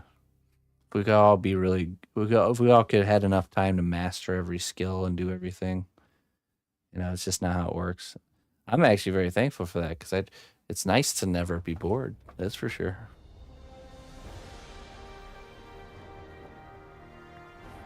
Okay. Oh, you know what? I forgot to put these barnacles in the oven. Let me go put these barnacles in the oven so we can produce more of those, and I'll go pull the sword out of the oven. Yeah. Hybridizing your business model always creates unforeseen complexities. Yeah. Actually, so the thing I really want to do, which of course there's no time for, but I want to make time for it, is I really want to get into doing, see, me and my wife have the total skill, the whole package skill set for producing nice, really nice quality YouTube videos where you guys would see what we're showing on stream, but presented in a more condensed package. You know, that's like start to finish sculpture creation with nice camera work, and you know, just the aesthetic that we have here and the environment, but just in like a YouTube format. I think that could be very successful. It's just finding the time to make it happen has been a challenge. So, which I know we will get over that hurdle. Video editing, now that's time to say. Well, Ina, my wife, Bob Notbusch, do it. My wife is very good at that, and she does spend and this is the problem, is both me and her already, with what we're doing already, have a full plate, you know, so we have to move over the mashed potatoes or something to fit it in there to get, because if we can get the ball rolling with that and it starts to generate something, you know, starts to grow, then we can move more of the, you know, more room over to fit it in. Yeah, so it's this delicate balance between, okay, well, we got to eat, and you know, we have ideas that we want to do, but we also have to eat. So it's been a thing. Did she edit the video about the Zergling a while back? Yes, she did. But that was kind of like, I've been trying to rack my brain around, okay, how do we take the work we're already doing and just make it into different things, right? And that was an experiment of taking edited stream footage and turning stream footage into like a YouTube video. And it did, I mean, it was okay. I still like it. I think it's a great video to watch. You know, I've watched it a few times, but let's see how that did. Numbers wise, it wasn't hitting the sweet spots of the algorithm, let's just say that. But that's part of the learning, you know, and figuring out, okay, what works and what doesn't work. Let's see, where is that one? So then we started to do like, okay, what if we take, so one thing we've done that's successful was we started making Instagram reels, which that's kind of one of the missus's main jobs, is she does these really nice reels on Instagram, and we post them on TikTok and stuff like that, and you know, she's grown the channel here beyond what we have on Twitch, and I've been doing this for 10 years on Twitch, so or more than 10 years, like 15 years. So I think in the span of a 1 year span, we went from 3,000 followers to 161,000.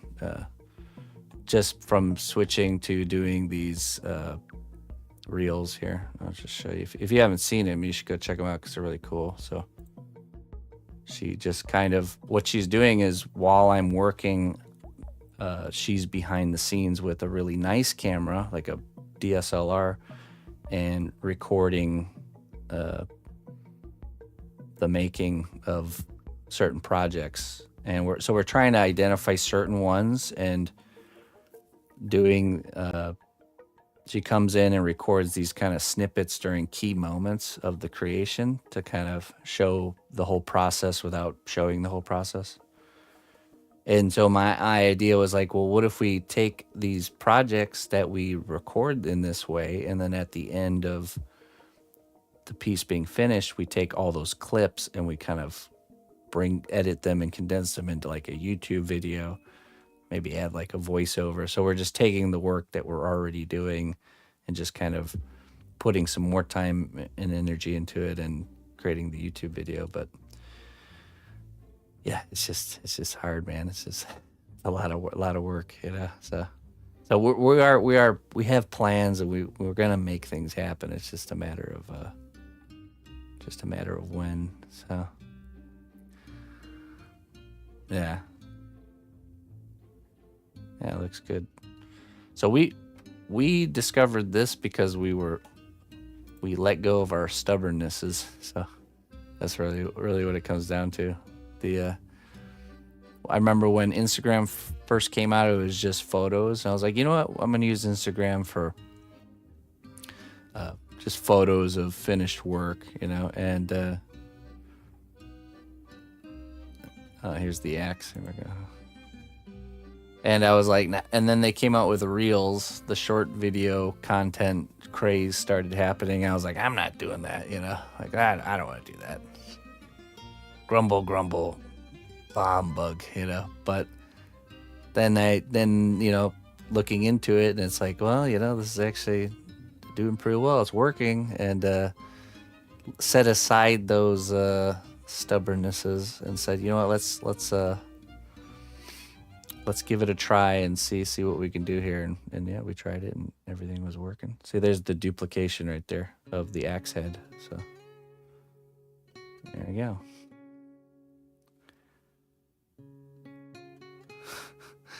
Does she often drag me into the 21st century? No, we were both on the same page with her. I think we were both not wanting to do that kind of stuff.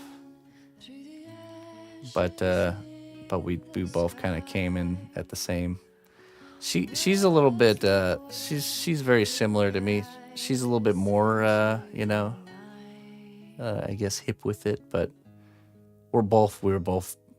we both are bad and have been bad at social media. We've been trying to get better at it, but you know, we're both artists, so it's just there's just certain aspects that we just don't have the mind for, but we're trying to figure it out. So it just takes time. Yeah.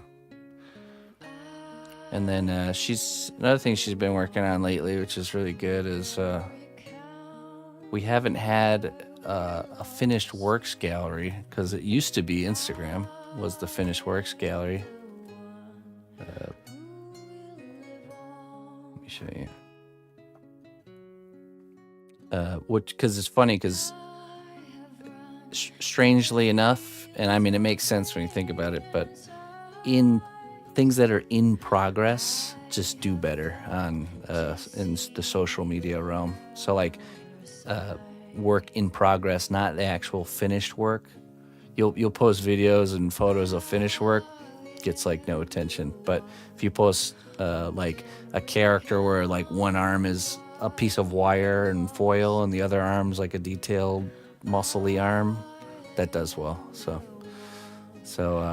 we kind of for a while didn't really have a place where people could actually go to look at finished work when they wanted to. So she's been slowly adding to this here, the gallery on my website, and so you can go check this out and scroll through it.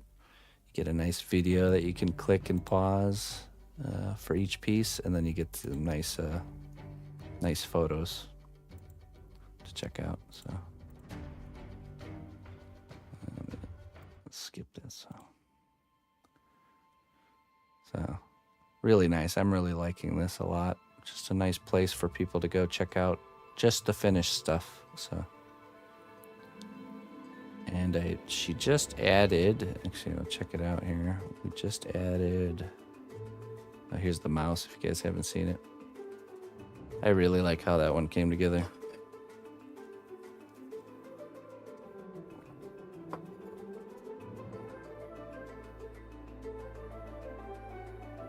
Oh, really? The cat character. I'm trying to remember.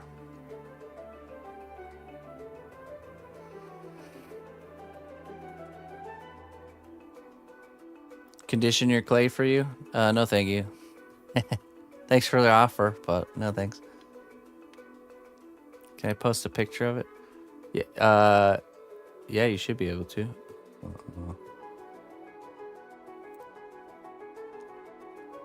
Oh wait, hold on. I might need to permit you. So.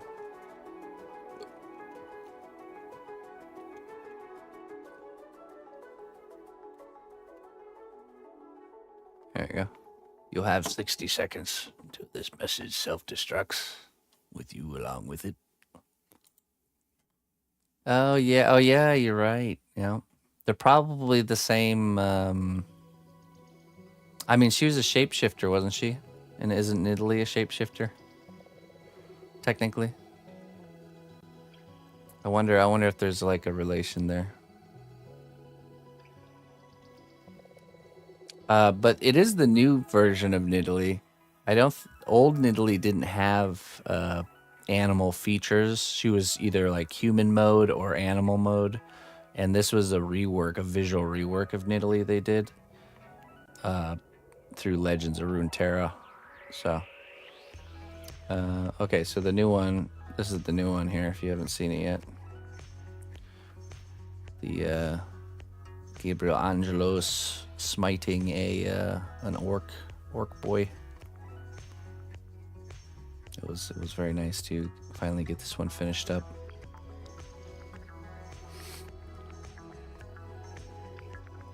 Lest is a Vastayan, and Nidalee has Vastayan ancestry. Okay, there we go. So there's a connection there. There you go.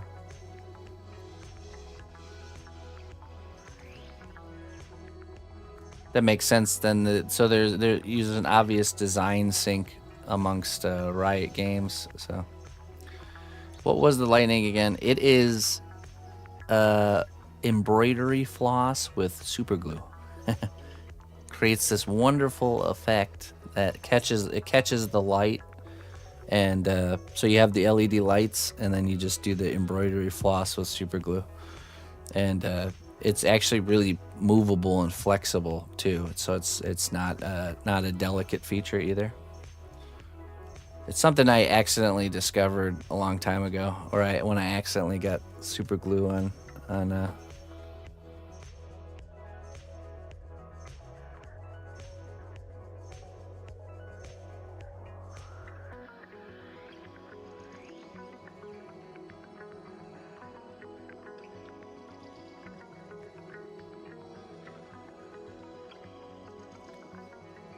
Just a second, Emma woke up having a bad dream and wants Daddy to come cuddle with her for a minute. So I'll be right back, folks.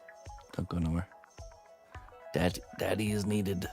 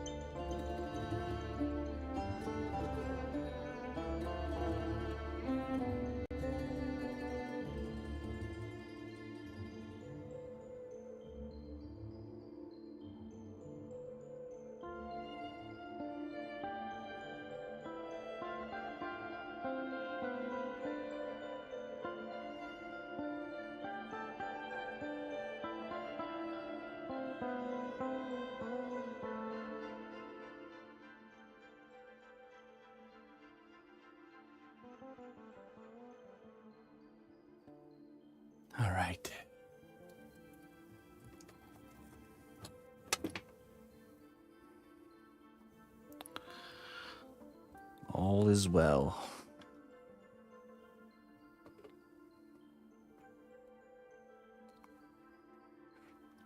I put those barnacles in the oven and I grabbed the sword out of the oven.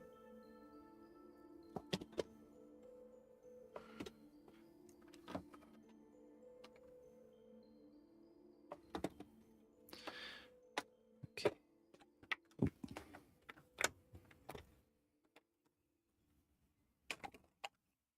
Get some of this junk out of here. Oh yeah?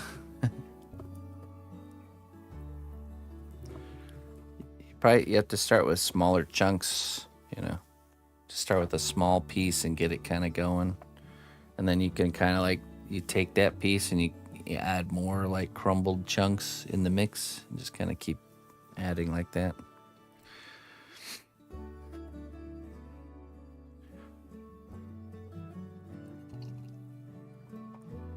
Do you have a pasta machine?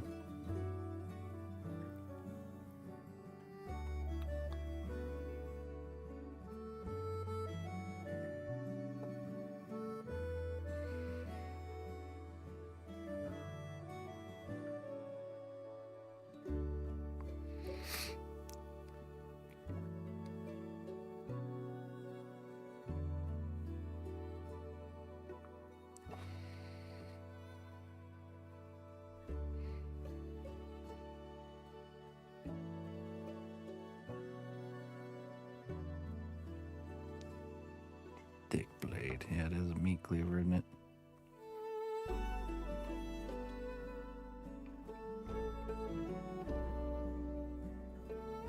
I wanted it to be pretty obtuse. Pretty, this big, ridiculous pirate sword.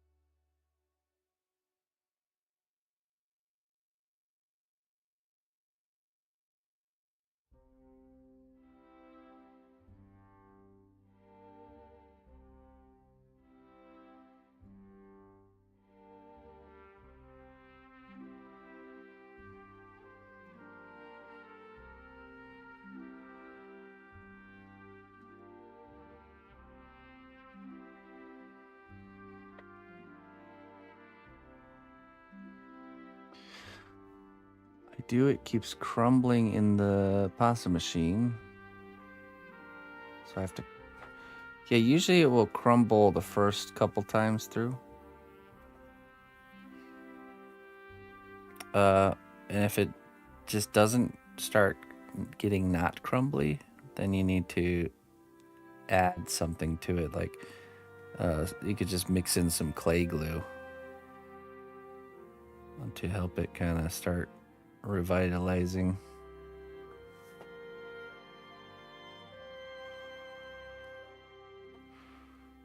Revitalize, restore.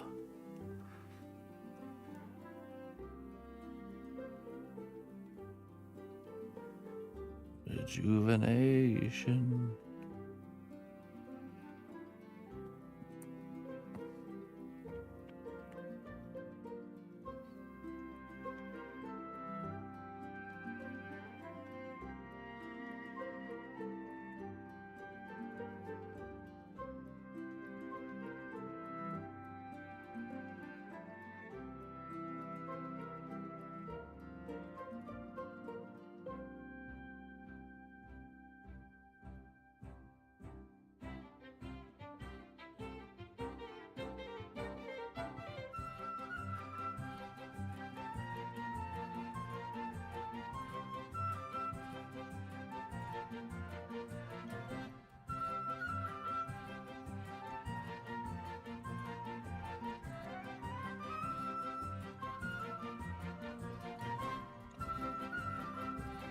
pour over coffee in 1,000 milliliter Chemex.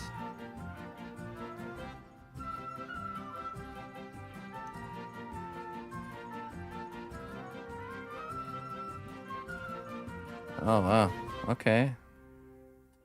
I'm a little bit curious on the process on that. I'll have to check it out.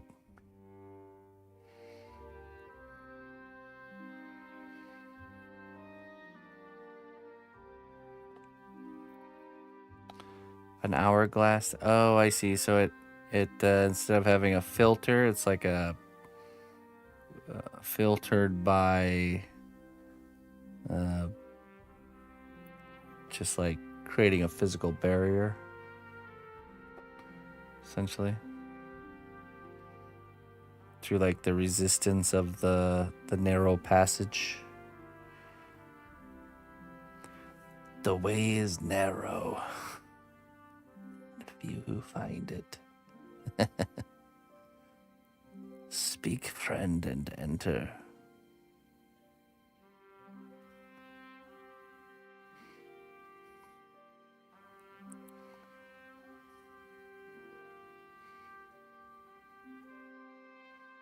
That's how I'm imagining. It's just that the narrow gap between in the hourglass formation is what causes the coffee to actually filter through.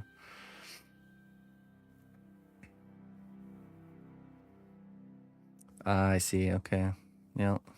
Interesting.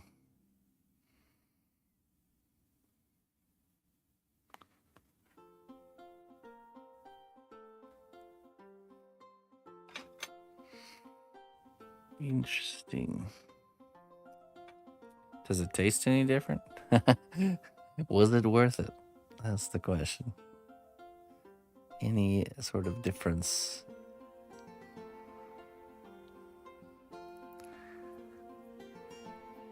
I add I really enjoy my coffee with I put the grounds in and then I add cinnamon and salt with the grounds, and then I brew it that way. I really, really like it. Very enjoyable.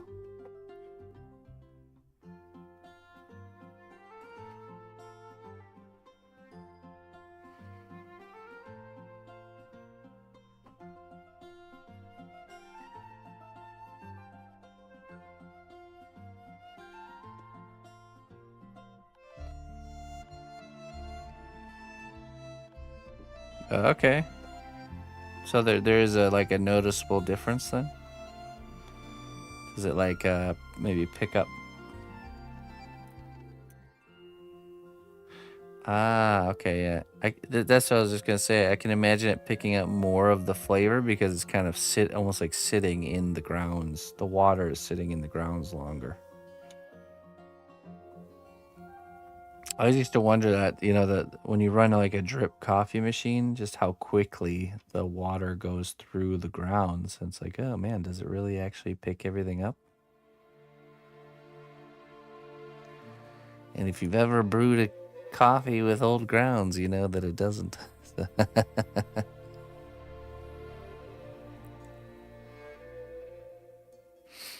Because when you make medicine or soup, even like natural medicine or soup, you're like a water extraction, which is using hot water to remove the beneficial compounds and flavors. Usually you're doing that over a long period of time, and you're you're essentially like making soup, where soup is literally a medicine. You add ingredients and you use hot water extraction to get all the beneficial compounds out of the ingredients and into the water. And that's why the broth is so good for you, because it's just loaded with all the vitamins and nutrients, beneficial compounds. And they're usually very bioavailable, meaning your body will absorb them very quickly because they're It's like they're pre-digested and ready to go. Bioavailability. So essentially what you're saying is you've made coffee soup.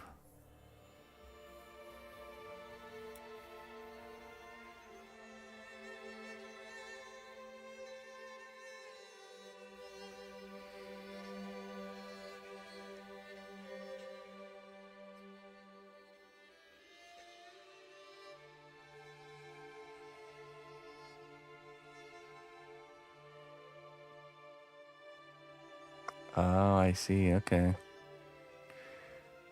Yeah, it keeps all the grounds kind of engaged, essentially. Coffee soup. Who wants coffee soup?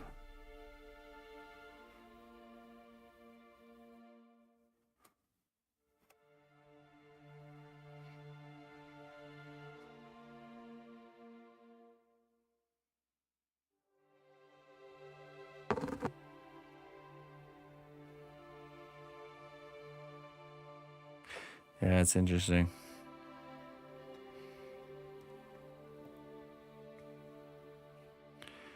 Of all the things in the world to be addicted to, I would say coffee's a pretty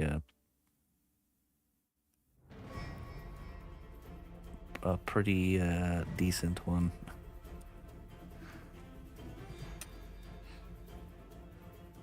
I only feel bad about it sometimes.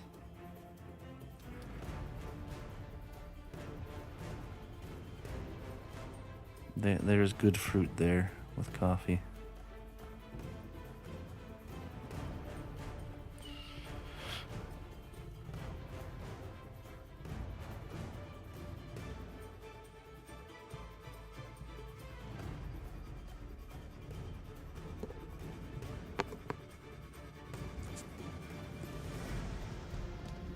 Ooh. Big thunder. Let me check the weather. Hey, what's up, Vampiric? That sounded like a big one. Big storm. Oh yeah. One of those like tiny little, really intense. Give us some rain.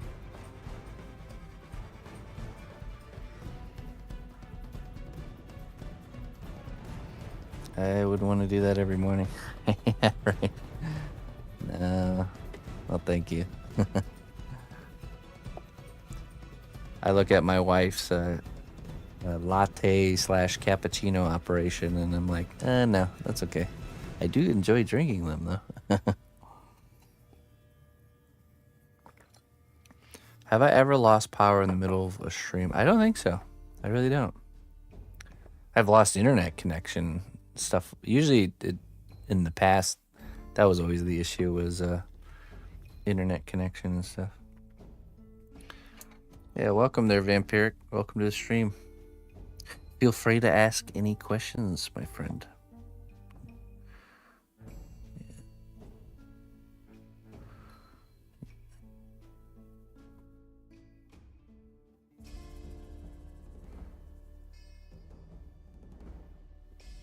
There we go.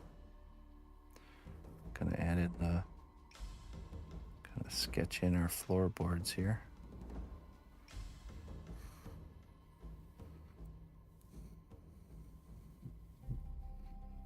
You guys hear that?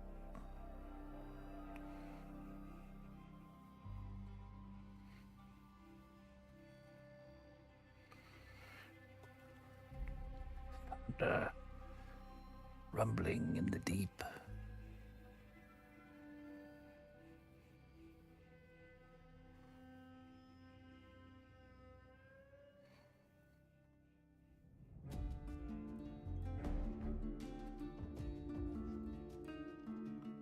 Yeah.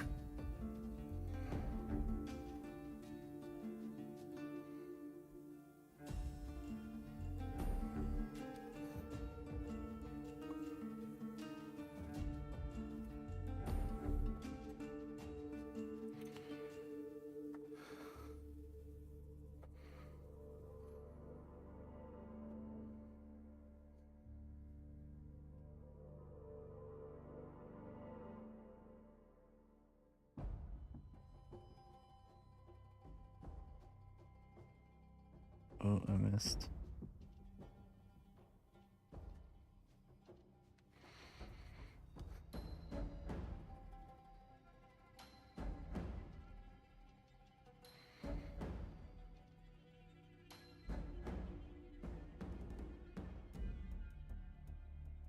No, no, that's wrong trajectory. Are they ores? I'm not sure what they are. Just kind of moved them out of the way for now.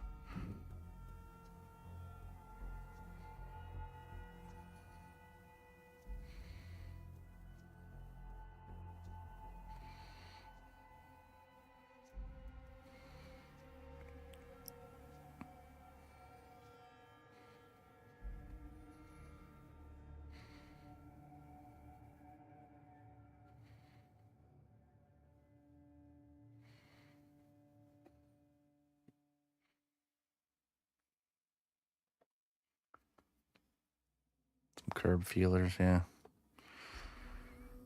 I just kind of liked how that was looking. It was just extra armature, and I just liked how it was looking with them standing up kind of like this.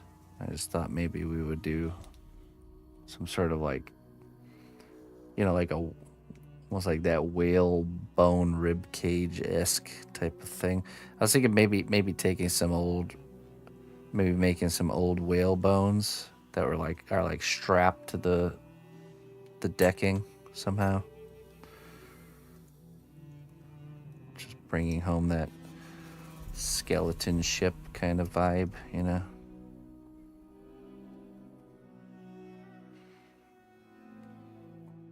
But I'm not sure. We'll see.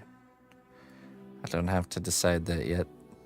It might work with the composition, or it might not. So, boat whiskers, yeah.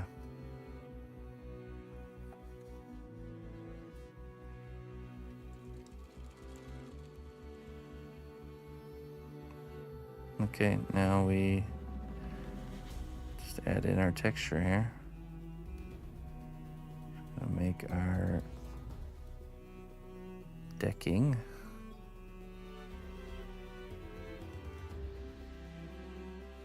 Hail, noble ally.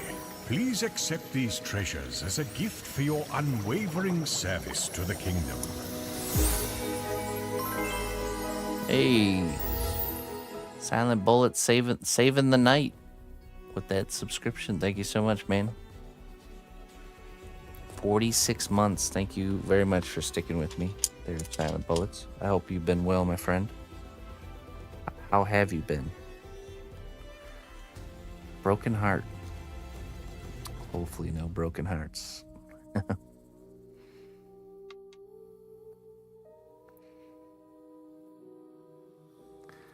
Let's see what the wisdom says for you.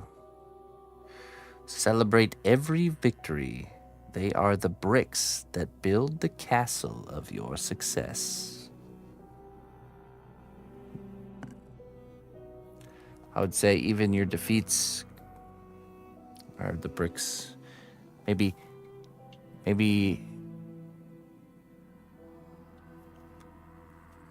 it's the mortar. The failures and defeats are part of the castle build too. I would say even more important than your victories.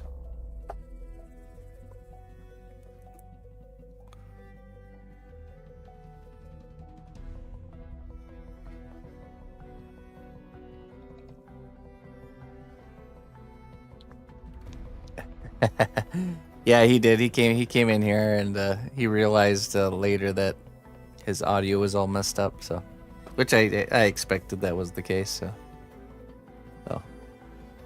he's still new to the streaming world. Okay, these things are gonna happen, you know. Wait until you do the leaving the ending screen on for like a whole day. I've done that a few times. Music playing, the ending screen rolling for like, forget to shut the stream down or didn't click the button or whatever. That'll happen too. Yeah. Hey, what's up, Digital? How you doing?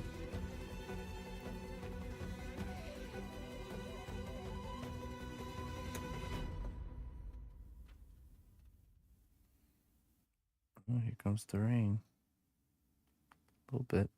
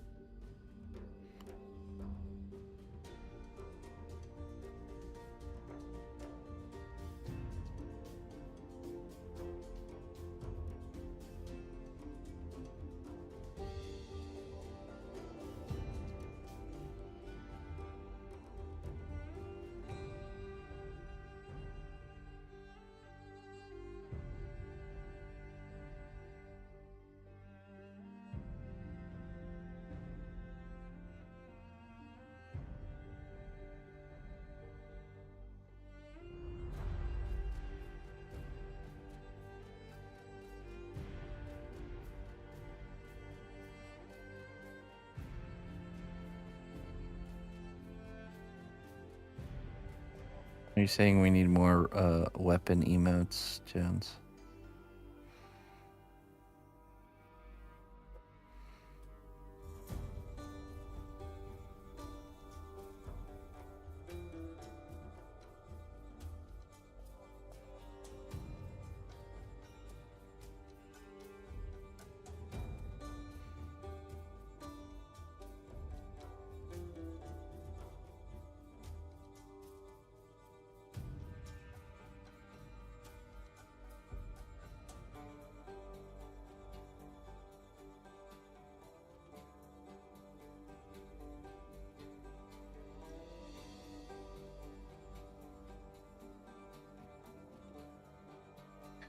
Dolph Archer.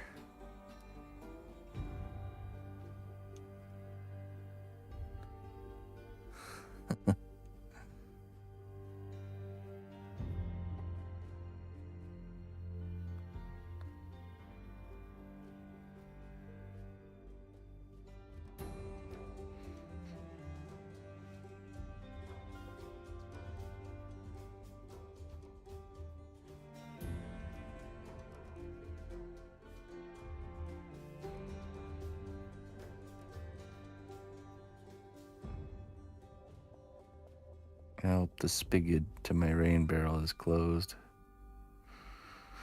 So I'm actually collecting water, not just spilling it out.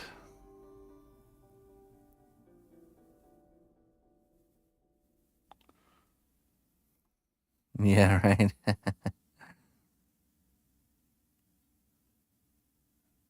With the steam and everything. Yeah, this is a show I never finished. I watched the first season, and then I was waiting for the next seasons to come out, and I never watched it.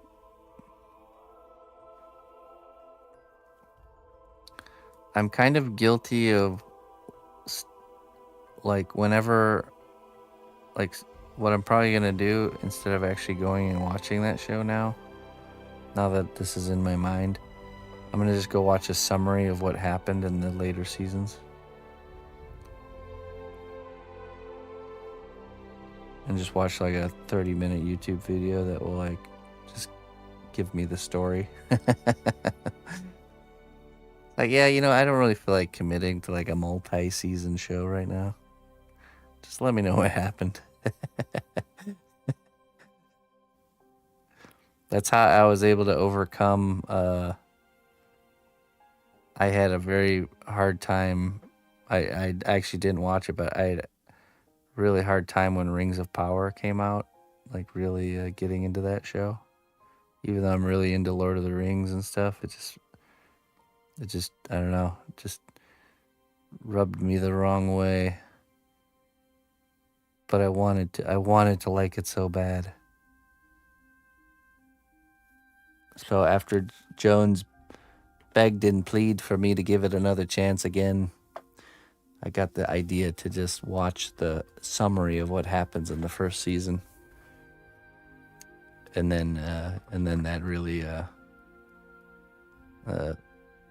after the first season I was able to get back into it. So Dwarven Kingdom is cool though. I agree. It just did not feel like, yeah, exactly same thing. It did not feel like I was watching something from the Lord of the Rings universe. It felt like I was watching, like, you ever get really desperate for a really good or you get desperate for like a medieval fantasy movie, so you watch one of those like C-rated fantasy movies, like really low budget. That's what it felt like. I've done that, guilty as charged. It's like, man, I really want to watch some new like fantasy movie or something like that. And then you go and you get so desperate that you go watch like some really low budget bad acting one, you know. It's like, well, at least I got to enjoy the like the torches on the wall and stuff, you know. It just scratches an itch for me, because I'm a sucker for just the way the rooms are decorated, costumes, the way the characters look. Like if it's like, if that part is good, I can just look past bad acting and bad story and all the other stuff. So. Oh man. But yeah, so watching this high budget Lord of the Rings show and then feeling the same feelings I have when I would do this, watching these like really low budget bad acting, I don't know, it just didn't feel like the same universe, you know. It felt like a generic fantasy universe. That's it, yeah. I did really try though. I can honestly say that. Elrond and Durin carried season 1. Yeah, I agree. I agree with that. Till Durin returns.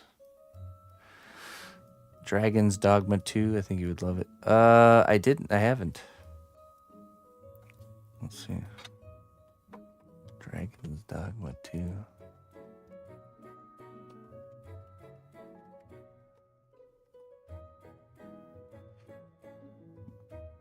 Interesting. Action role-play video game developed by Capcom. Does that have co-op?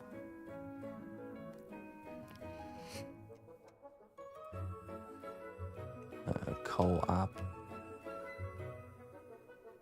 Single-player game, meaning it does not feature online co-op or multiplayer gameplay. However, okay. Bummer.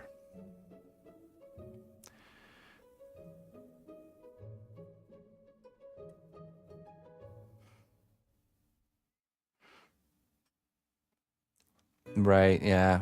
Well, I think when the plot, yeah, the big twist at the end of the season 1 really brought me back into it. Then I was like, oh man, I gotta know.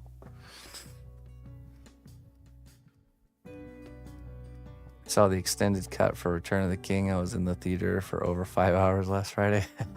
Like a re-showing. Yeah, it is.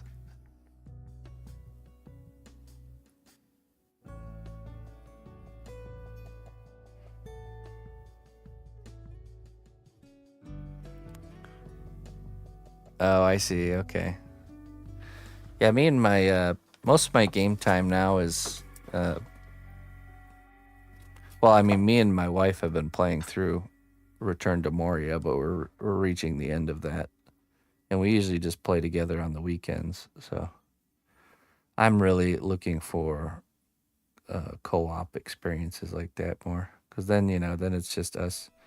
It's scratching the gaming itch, but also spending time together, you know. So two birds with one stone. And I enjoy it, playing games with her. So. I really wish when they come out with the next like Elder Scrolls that they have like a co-op mode. That would be nice.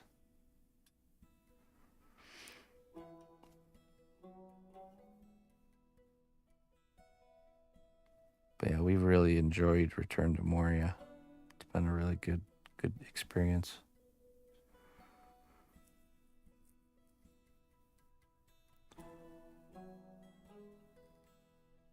Two birds, one stone.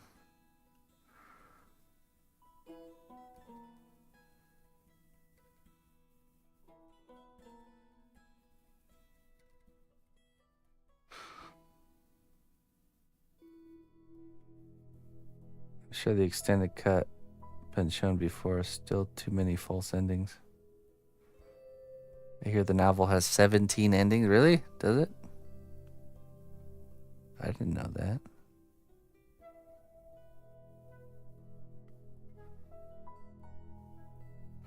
There's these YouTube channels that break down, like, go really deep dive into the lore of Tolkien and do kind of like what if scenarios. And keeping it within canon, kind of talking about the ideas of the what ifs. And I really like, there's this one what if scenario of what if Gandalf decided to use the ring, or to keep the ring for himself, the ring of power. And he ultimately, ends up using the power of the ring to destroy Sauron and, claim victory, and ultimately becomes like crowned like king of the land, But then the ring starts to like twisted him into a bad guy, and he literally just becomes like Sauron 2.0. Gandalf the Black, And I always wanted to take ideas like that and translate them into like character sculptures. So like evil Sauron, or evil Magneto origin story. To make just translate ideas like that into character designs. I think it would be pretty cool. Darth Gandalf.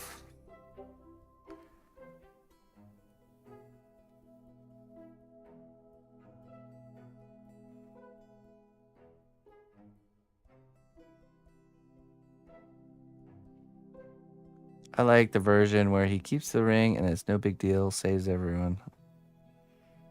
A lot. Well, I mean, the power was able to twist Sauron, which isn't he technically a higher ranked entity than Gandalf?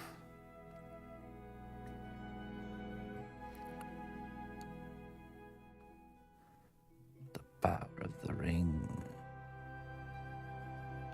So it would make sense that he wouldn't be able to resist being twisted by it.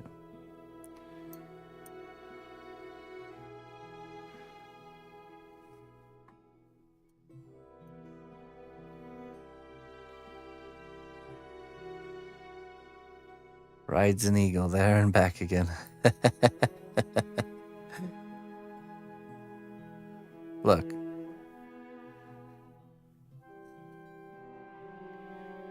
They couldn't ride the eagles to Mount Doom without a distraction. They would have got shot down. Or all the Nazgul would have just destroyed them,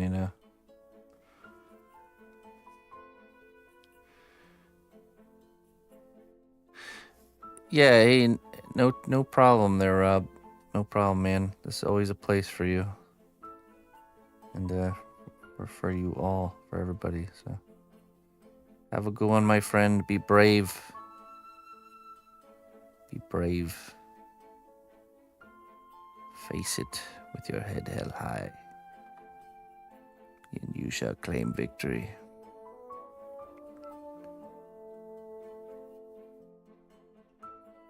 And emerge from this stronger than you were before. Just a little time of discomfort for some growth. And when you face situations like this in the future, you will be that much stronger to face them. Trust me.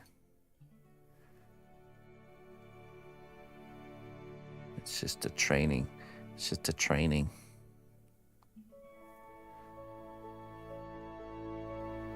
Hey, Essentia. Well, thank you very much. I am enjoying myself here. How you doing?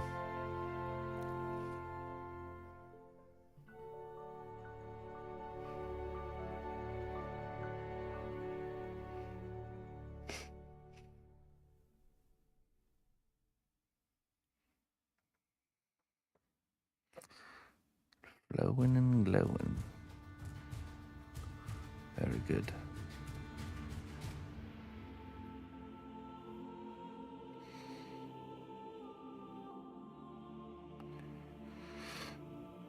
Figure out what to do at the end of these boards. Can't just have like a clean cutoff.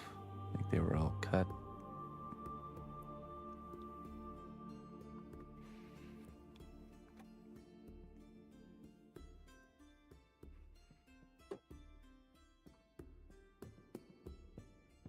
Fishing and grilling, nice.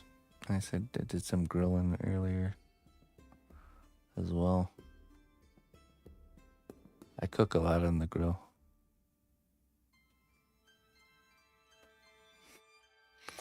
We had chicken breasts, and you cut open an avocado, 2 avocados. You slice them in half and put them skin side down on the grill, and then a whole head of garlic. You chop the top off and drizzle in some olive oil and throw that on there. And then a big skewer of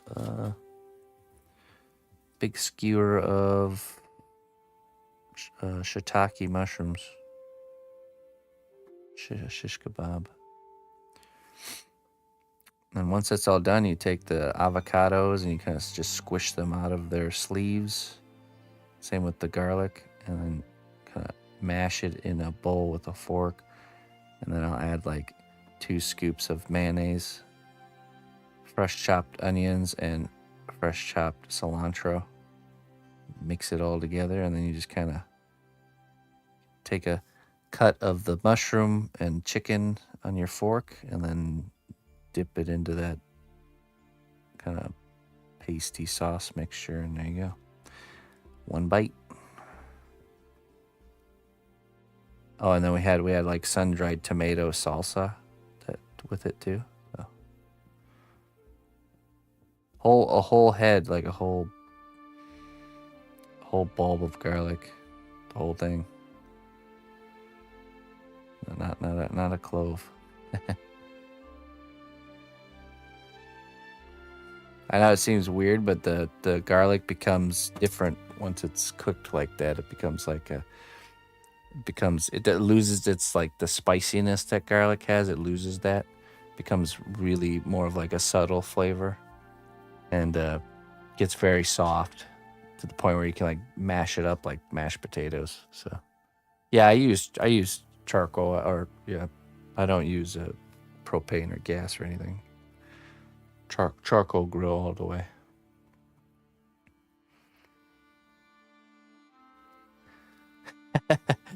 You don't really get like a real pungent garlicky smells or anything when it's cooked.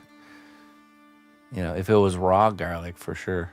But sometimes I'll just for some good health, I'll take a clove of garlic and just eat it, the whole thing raw. Just pop it in your mouth and chew it up. Then you're gonna have problems, and you'll even like, it's like coming out of your body, the garlic smell, not just out of your breath, but like if you do that one day, it's just like you can tell it goes through your whole body, because you'll smell extra garlicky that day. So, but yeah, it's very beneficial. Yeah, very healthy. Not something I do every day, but occasionally, when I'm feeling extra garlicky that day, when I'm gonna go out and fight vampires in the evening, that's a good thing to do.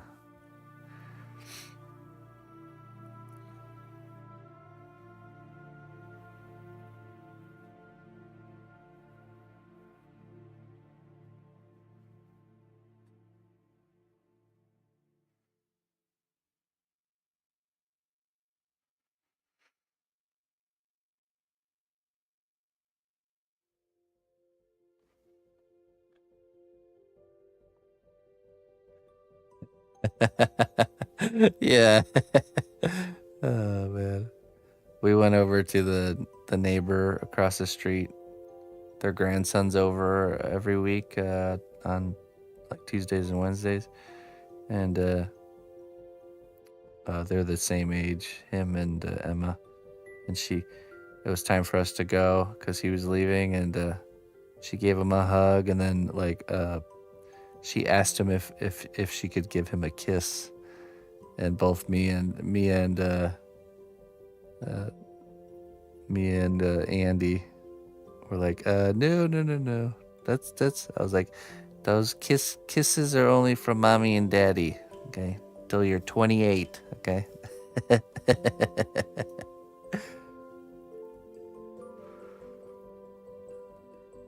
It was cute though.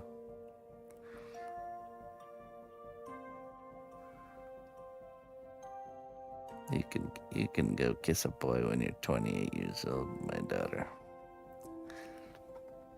Oh boy, man. Gonna be a wild ride for sure.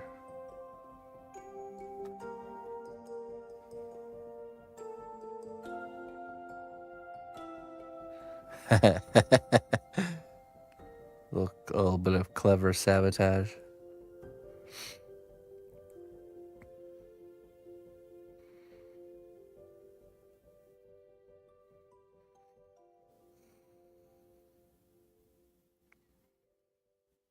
All right, look, my child. No dating until your brain is fully developed. I think that's at 25. Isn't that what they say? Our brains aren't fully developed until we're 25 years old.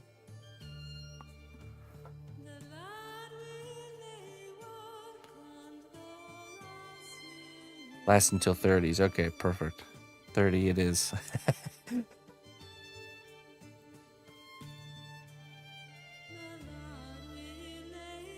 All right.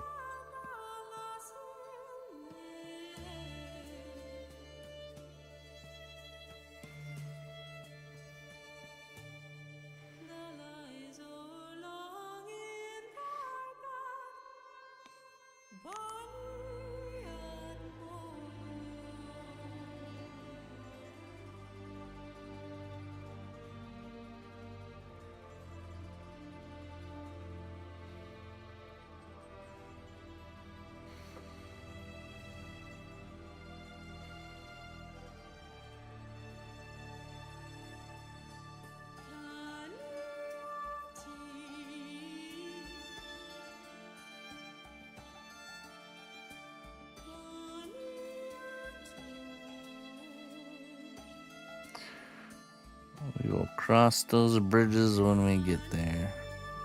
Don't worry about it right now.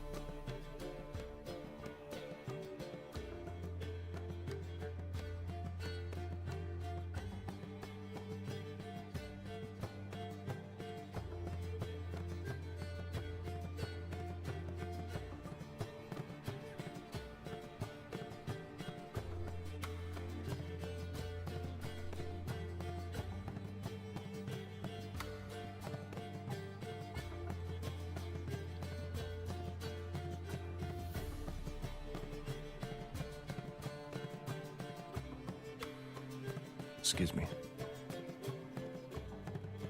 That was very loud. Oops.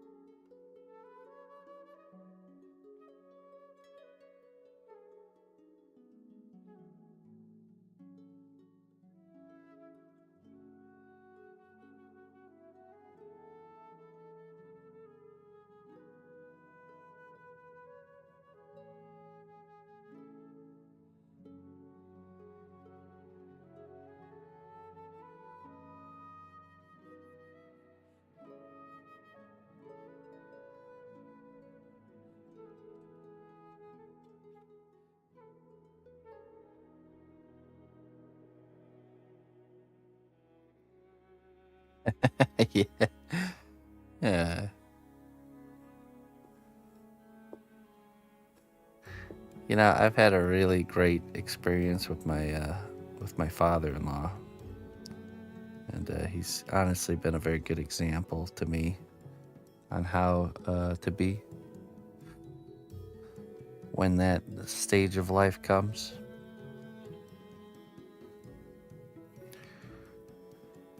Never once did he ever make me feel uncomfortable, or really always spoke to me very respectfully, and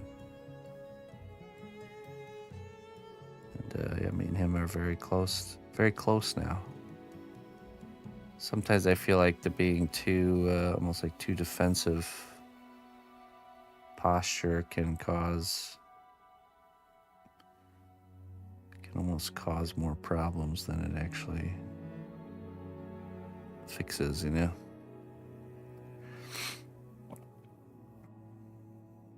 Cause more problems than it's worth.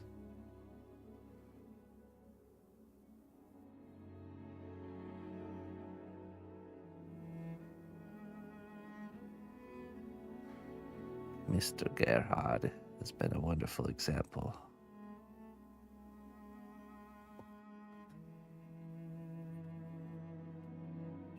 From Enos Spyware.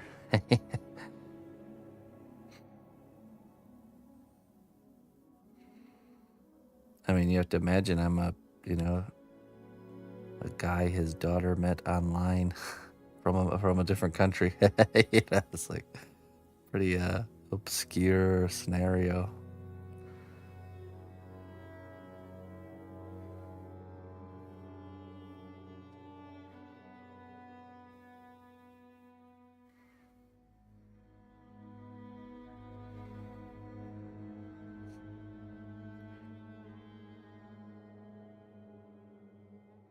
As obscure as it could possibly be.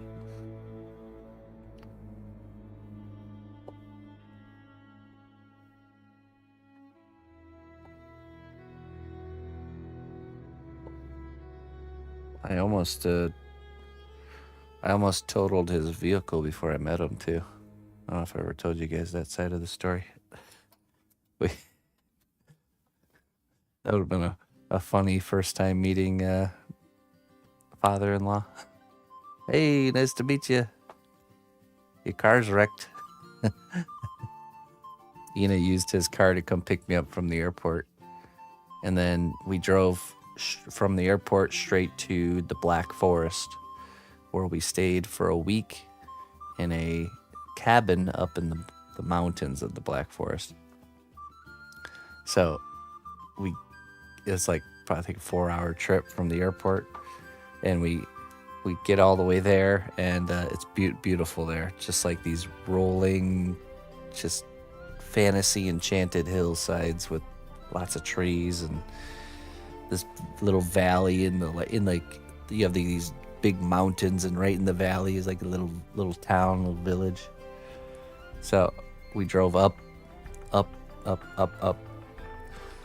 and got up to this little cabin that was like literally hanging off of a cliffside. So in the kitchen you would look out and you could just see this whole mountainous region. It was awesome. Anyways, we pull into the where the parking spot is for this cliff hanging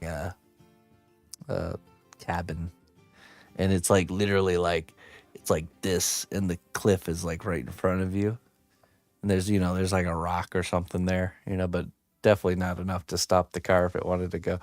And her dad's vehicle is a stick shift, and I can't remember what was happening, but she was having a hard time in that moment, kind of getting it in the right spot and parked correctly, because there was other cabins there, so we couldn't couldn't just like park wherever we wanted. We had to make sure we were in the spot. And I was like, oh, you know what? Let me give it a try.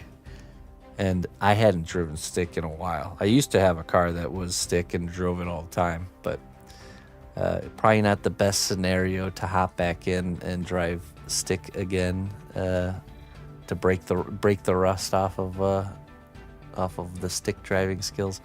I totally almost just let the car go right into that ravine.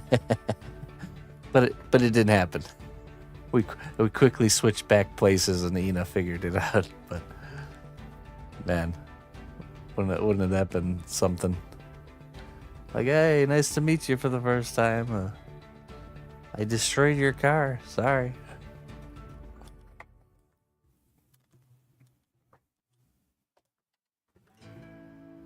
Quick sculpt a new one, yeah. But no, it was awesome, man. I hope someday, and I think we will someday, go back to that exact cabin with Emma when she's older. And, you know, this is kind of like the place where me and Ina we spent the first week together face to face. So, and pretty perfect place for it. Entrenched in the Black Forest of Germany.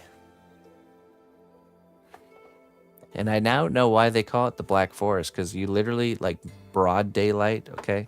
You're walking down these mountainous paths, and you look over to the right, and there's, like, this heavily wooded area, and you can see the path all the way in there. And it's literally nighttime inside of the forest.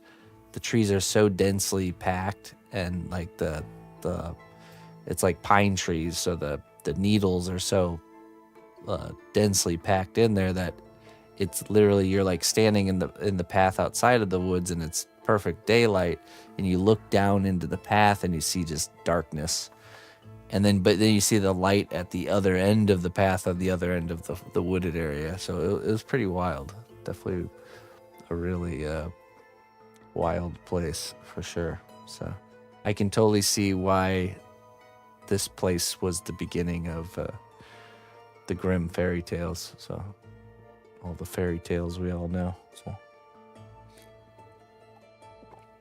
truly enchanting.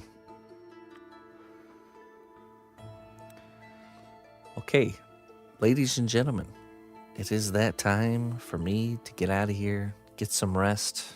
We almost got done with the decking here. We got a lot done. We got the handle of the sword done, the decking, some engineering things figured out here. Because this decking piece will be removable, so we can have access underneath the boat to do the lightings. Because the thing I'm trying to do here is I'm trying to make the lights kind of shine through the broken boards of the ship. So even on the flooring where I'm making these little spaces between the boards, I'm gonna carve those out with the Dremel tool, because I really want this kind of like the heart of the ship to be kind of glowing, and for us to see the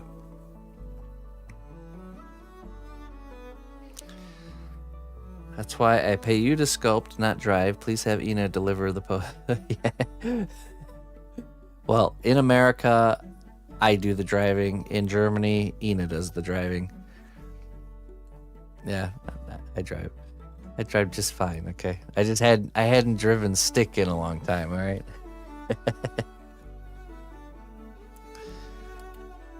Automatisch. I'm an automatisch driver.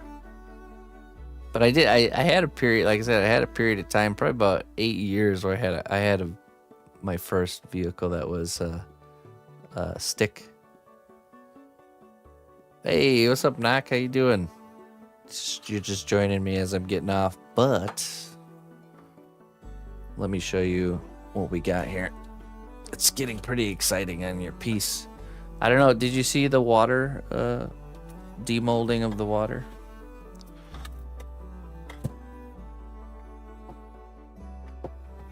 We're gonna be working on tomorrow the kind of getting the lighting going, and the water isn't 100% finished. It's needs still more work to it, but you'll be able to see, you'll be able to envision the final result for sure here.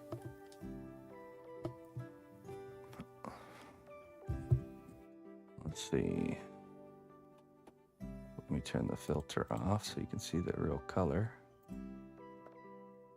So So we got the boat there. We ran what we did last is we ran the wiring here, and then what this has to come off, and then we will paint the underside there, and then actually permanently attach the water into place. Oop.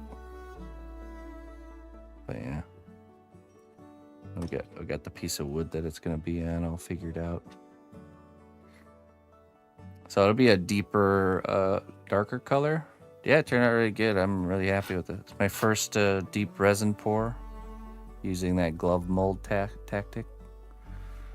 First try, that's right, yeah. And so then, you know, this, the wave itself needs to be cleaned up a little bit more, and then it'll get like a gloss coat, so it'll be even more translucent. And then we're gonna do like, there's like effect paints you can get to do like the frothiness at the end of the water and stuff like that. And then of course we can use the airbrush to add a little bit more range of color. And then with the boat, we'll be adding more kind of splintered, broken boards, and then adding the sail, and then getting this all painted. But this just kind of fits right into place like that. So. And yeah, and then I ordered, there's the LED filament that goes from here to the dragon's mouth.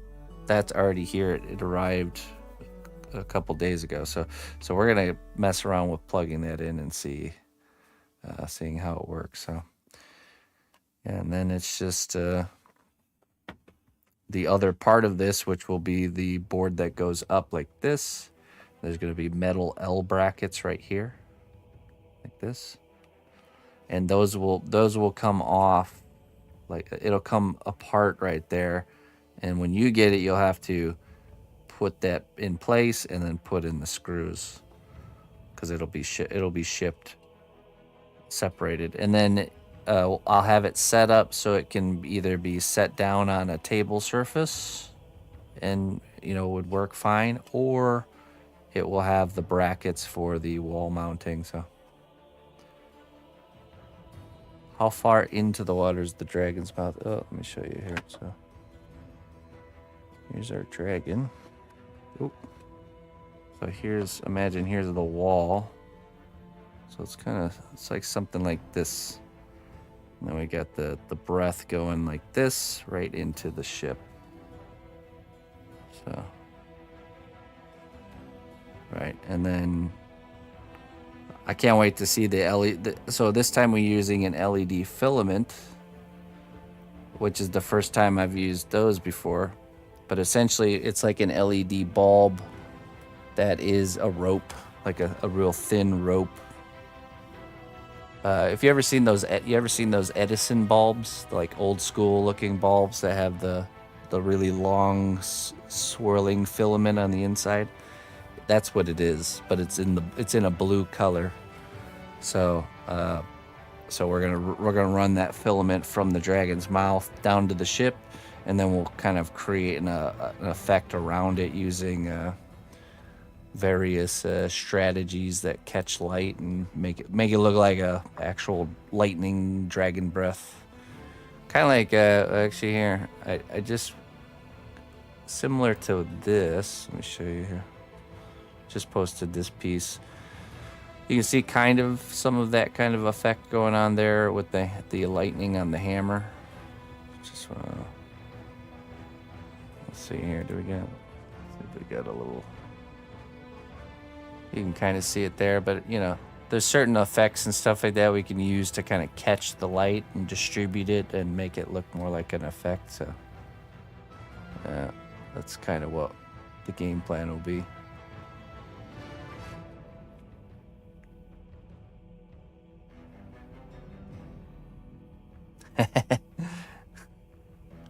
It'll be glorious.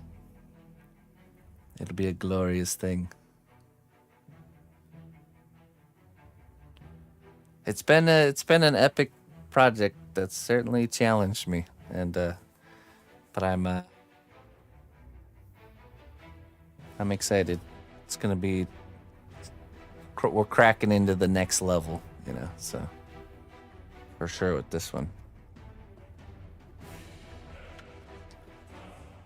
Thank you for the challenge there, Knock. And your patience while I, figure it out.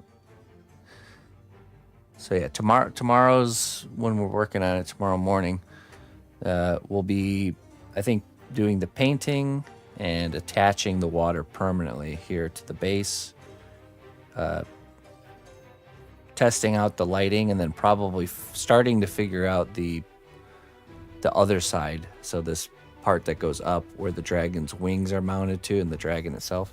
And then once we get that figured out, it's just up to the painting, really. Painting's the last thing to do at that point. So. Yeah. What's up, Scorpion? How you doing? But anyways, it is time for me to get some rest, folks. I appreciate appreciate you guys tuning in, supporting my work. We'll be working on the Blue Dragon piece tomorrow morning, 8 a.m. Tomorrow is a longer morning stream, I believe, because of Emma's ballet in the evening. So no evening stream tomorrow, just the morning. And yeah. Thanks for tuning in. Thanks for supporting my work. I appreciate you all, and I hope you all have a wonderful evening. Let's find someone to raid. Let's see who we got online tonight.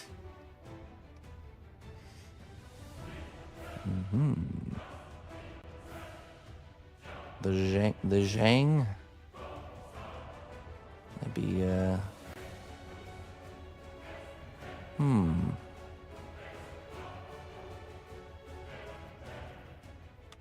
You know what? I'm curious. Let's just try.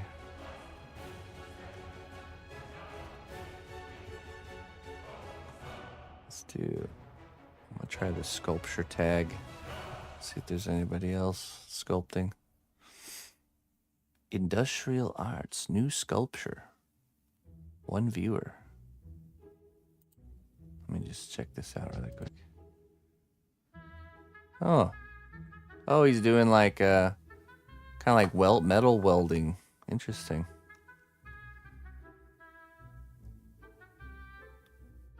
Custom metal fabricator in Denver, Colorado.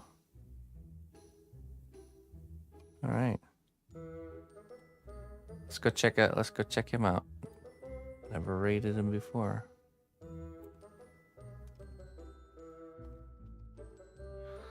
Let's go see.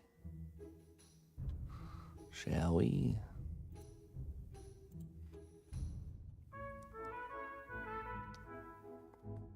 Gotta occasionally just check stuff like that. You never know what kind of people are trying to get into streaming, that hidden gems. We'll see here. All right. Till next time, my friends. Bye-bye.